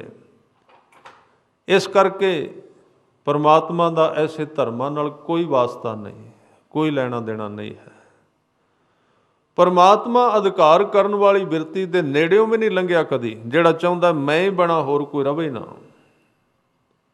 ਅਸੀਂ ਅੱਜ ਤੱਕ ਹਰਨਾਕਸ਼ ਨੂੰ ਦੈਂਤ ਕਹਿੰਦੇ ਰਹੇ ਹਾਂ, ਅੱਜ ਵੀ ਵਾਰਤਾ ਵਿੱਚ ਕਹਿੰਦੇ ਹਾਂ। ਗੁਰਬਾਣੀ ਵਿੱਚ ਉਹਨੂੰ ਦੁਸ਼ਟ ਕਿਹਾ, ਬੜਾ ਵੱਡਾ ਦੁਸ਼ਟ ਹੈ। ਹਰਨਾਕਸ਼ ਦੁਸ਼ਟ ਹਰ ਮਾਰਿਆ, ਪ੍ਰਹਿਲਾਦ ਤਰਾਇਆ। ਹਰਨਾਕਸ਼ ਪਾਪੀ ਹੈ, ਹਰਨਾਕਸ਼ ਦੁਸ਼ਟ ਹੈ। ਆਏ ਸਾਲ ਰਾਵਣ ਨੂੰ ਵੀ ਗਾਲਾਂ ਕੱਢਦੇ ਆ, ਹਰਨਾਕਸ਼ ਨੂੰ ਵੀ। ਕਿਉਂ? ਕੀ ਕਮੀ ਆ ਗਈ ਹਰਨਾਕਸ਼ ਦੇ ਵਿੱਚ? ਕੀ ਨੁਕਸ ਪੈ ਗਿਆ? ਹਰਨਾਕਸ਼ ਵਿੱਚ ਇਹੀ ਤੇ ਨੁਕਸ ਪਿਆ ਸੀ ਕਿ ਜਲ ਹਰਨਾਕਸ਼, ਥਲ ਹਰਨਾਕਸ਼। ਇਹਦੇ ਕੀ ਅਰਥ ਨੇ? ਹਰਨਾਕਸ਼ ਕਹਿੰਦਾ ਸੀ ਜਿੱਥੇ ਜਾਵਾਂ ਮੈਂ ਹੀ ਹੋਵਾਂ, ਮੇਰੇ ਬਰਾਬਰ ਦੂਜਾ ਨਹੀਂ ਹੋਣਾ ਚਾਹੀਦਾ, ਕੋਈ ਪਰਮਾਤਮਾ ਨਹੀਂ ਹੈ। ਇਹ ਸੀ ਨੁਕਸ ਉਹਦੇ ਵਿੱਚ। ਹਰਨਾਕਸ਼ ਤੇ ਮਰ ਗਿਆ, ਮਰ ਕੇ ਕਈਆਂ ਨੂੰ ਚੰਬੜਿਆ ਹੋਇਆ ਹੈ। ਬਹੁਤੇ ਲੋਕ ਇਹ ਕਹਿੰਦੇ ਨੇ ਜਿੱਥੇ ਮੈਂ ਹਾਂ ਦੂਜਾ ਕਿਉਂ, ਮੈਂ ਹੀ ਹੋਣਾ ਚਾਹੀਦਾ, ਬਸ ਹੋਰ ਹੋਣਾ ਹੀ ਨਹੀਂ ਚਾਹੀਦਾ। ਇਹ ਹਰਨਾਕਸ਼ ਬਿਰਤੀ ਹੈ। ਹਰਨਾਕਸ਼ ਦਾ ਸਰੀਰ ਮਰ ਗਿਆ, ਬਿਰਤੀ ਨਹੀਂ ਮਰੀ। ਬਿਰਤੀ ਕਈਆਂ ਵਿੱਚ ਫਿਰ ਪੈਦਾ ਹੋ ਗਈ, ਜਨਮ ਲੈ ਲਿਆ। ਮਨੁੱਖ ਚਾਹੁੰਦਾ ਮੈਂ ਹੀ ਹਾਂ, ਬਸ ਹੋਰ ਕੋਈ ਹੈ ਹੀ ਨਹੀਂ। ਜਿੱਥੇ ਇਹ ਹਰਨਾਕਸ਼ ਬਿਰਤੀ ਹੈ ਉੱਥੇ ਪ੍ਰਹਿਲਾਦ ਕਿੱਥੇ, ਤੇ ਜਿੱਥੇ ਪ੍ਰਹਿਲਾਦ ਨਹੀਂ ਉੱਥੇ ਪਰਮਾਤਮਾ ਕਿੱਥੇ ਹੈ। ਜਿੱਥੇ ਪ੍ਰਹਿਲਾਦ ਨਹੀਂ ਉੱਥੇ ਪਰਮਾਤਮਾ ਕਿੱਥੇ ਆਵੇਗਾ? ਹਰਨਾਕਸ਼ ਕੋਲ ਕਿੱਥੇ ਪਰਮਾਤਮਾ ਹੈ? ਇਸ ਕਰਕੇ ਇਹ ਬਚਨ ਕੀਤੇ ਕਿ ਇਸ ਪਦਾਰਥ ਦੇ ਵਿੱਚੋਂ ਵੇਖ, ਇਹਦੇ ਪਿੱਛੇ ਕੋਈ ਹੱਥ ਨੇ, ਕਿਸੇ ਬਣਾਉਣ ਵਾਲੇ ਦੇ ਹੱਥ ਟਿਕੇ ਹੋਏ ਨੇ। ਸਾਹਿਬ ਕਹਿੰਦੇ, ਗੁਰੂ ਤੇਗ ਬਹਾਦਰ ਸਾਹਿਬ ਮਹਾਰਾਜ ਸੱਚੇ ਪਾਤਸ਼ਾਹ ਜੀ ਦੇ ਬਚਨ ਨੇ। ਕਹਿਣ ਲੱਗੇ, ਤਨ ਧਨ ਜਿਹੇ ਤੋ ਕੋ ਦਿਓ। ਇਹ ਸਾਰਾ ਕੁਝ ਦਿੱਤਾ ਹੈ, ਇਹ ਸਾਰਾ ਕੁਝ ਤੈਨੂੰ ਬਣਾ ਕੇ ਸਵਾਰ ਕੇ ਪਰਮਾਤਮਾ ਨੇ ਦੇ ਦਿੱਤਾ। ਹਜ਼ੂਰ ਸੱਚੇ ਪਾਤਸ਼ਾਹ ਜੀ ਕਿਰਪਾ ਕਰ ਰਹੇ ਨੇ। ਸਭ ਕਹਿੰਦੇ ਤਨ ਧਨ ਤਿਹ ਕੋ, ਤਨ ਧਨ ਜਿਹੇ ਤੋ ਕੋ ਦਿਓ, ਤਾਂ ਸਿਉ ਨੇਹੋ ਨਾ ਕੀਨ। ਜਿਸ ਪਰਮਾਤਮਾ ਨੇ ਤੈਨੂੰ ਸਰੀਰ ਦਿੱਤਾ ਹੈ, ਮਾਇਆ ਦਿੱਤੀ ਹੈ, ਉਹਦੇ ਨਾਲ ਕਦੀ ਤੂੰ ਪਿਆਰ ਨਹੀਂ ਕੀਤਾ, ਸਨੇਹ ਨਹੀਂ ਕੀਤਾ, ਪ੍ਰੀਤ ਨਹੀਂ ਪਾਈ। ਕਹੋ ਨਾਨਕ ਨਰ ਬਾਵਰੇ, ਅਬ ਕਿਉਂ ਡੋਲਤ ਦੀਨ। ਗੁਰੂ ਤੇਗ ਬਹਾਦਰ ਸਾਹਿਬ ਕਹਿੰਦੇ ਨੇ, ਹੇ ਬਾਵਰੇ ਮਨੁੱਖ, ਕਮਲੇ ਮਨੁੱਖ, ਅਬ ਕਿਉਂ ਡੋਲਤ ਦੀਨ। ਦੀਨ ਦਾ ਅਰਥ ਹੈ ਕਮਜ਼ੋਰ। ਇੱਥੇ ਕਈ ਥਾਵਾਂ ਤੇ ਦੀਨ ਦੇ ਅਰਥ ਨੇ ਧਰਮ, ਇੱਥੇ ਦੀਨ ਦੇ ਅਰਥ ਨੇ ਕਮਜ਼ੋਰ। ਹੁਣ ਤੂੰ ਪਦਾਰਥਾਂ ਨਾਲ ਪਿਆਰ ਕਰ ਕਰਕੇ ਦੇਣ ਵਾਲੇ ਨੂੰ ਭੁਲਾ ਕੇ ਕਮਜ਼ੋਰ ਹੋ ਗਿਆ। ਕਮਜ਼ੋਰੀ ਆ ਗਈ, ਬੁਢੇਪਾ ਆ ਗਿਆ। ਹੁਣ ਕਿਉਂ ਡੋਲਣਾ ਹੈ? ਇਹਦੇ ਵਿੱਚੋਂ ਕਿੱਥੇ ਸਨੇਹ ਮਿਲੇਗਾ? ਫਿਰ ਸਭ ਕਹਿੰਦੇ ਤਨ ਧਨ ਸੰਪੈ ਸੁਖ ਦਿਓ, ਅਰ ਜਿਹ ਨੀਕੇ ਧਾਮ। ਤਨ ਦਿੱਤਾ, ਧਨ ਦਿੱਤਾ, ਸੰਪਤੀ ਦਿੱਤੀ ਤੇ ਕਈ ਪ੍ਰਕਾਰ ਦੇ ਸੁਖ ਦਿੱਤੇ। ਅਰ ਜਿਹ ਨੀਕੇ ਧਾਮ, ਨੀਕੇ ਦਾ ਅਰਥ ਹੈ ਸੁੰਦਰ, ਧਾਮ ਦੇ ਅਰਥ ਨੇ ਮਕਾਨ। ਜਿਹਨੇ ਤੈਨੂੰ ਸੁੰਦਰ ਮਕਾਨ ਦਿੱਤੇ। ਕਹੋ ਨਾਨਕ ਸੁਣ ਰੇ ਮਨਾ, ਸਿਮਰਤ ਕਾਹੇ ਨਾ ਰਾਮ। ਹੇ ਮੇਰੇ ਮਨ, ਗੁਰੂ ਤੇਗ ਬਹਾਦਰ ਸਾਹਿਬ ਜੀ ਤੈਨੂੰ ਸਮਝਾ ਰਹੇ ਨੇ, ਐਸੇ ਰਾਮ ਨੂੰ ਤੂੰ ਸਿਮਰਦਾ ਕਿਉਂ ਨਹੀਂ? ਇਸ ਤਰ੍ਹਾਂ ਦੇ ਪਰਮਾਤਮਾ ਦਾ ਤੂੰ ਸਿਮਰਨ ਕਿਉਂ ਨਹੀਂ ਕਰਦਾ? ਉਹਨੂੰ ਯਾਦ ਕਿਉਂ ਨਹੀਂ ਕਰਦਾ? ਗੁਰੂ ਤੇਗ ਬਹਾਦਰ ਸਾਹਿਬ ਇਹਨਾਂ ਬਚਨਾਂ ਵਿੱਚ ਇਹ ਕਿਰਪਾ ਕਰ ਰਹੇ ਨੇ। ਸੋ ਅਗਲਾ ਸਭ ਸੁਖ ਦਾਤਾ ਰਾਮ ਹੈ, ਦੂਸਰ ਨਾਹਿਨ ਕੋਏ। ਉਸ ਰੱਬ ਦੀ ਗੱਲ ਕੀਤੀ। ਇਹ ਸ਼ਾਮ ਦੇ ਦੀਵਾਨ ਵਿੱਚ ਅੱਜ ਆਪਾਂ ਵਿਚਾਰਾਂਗੇ। ਸੋ ਇੰਨੀਆਂ ਬੇਨਤੀਆਂ ਹੀ ਆਪ ਜੀ ਨੇ ਪ੍ਰਵਾਨ ਕਰਨੀਆਂ।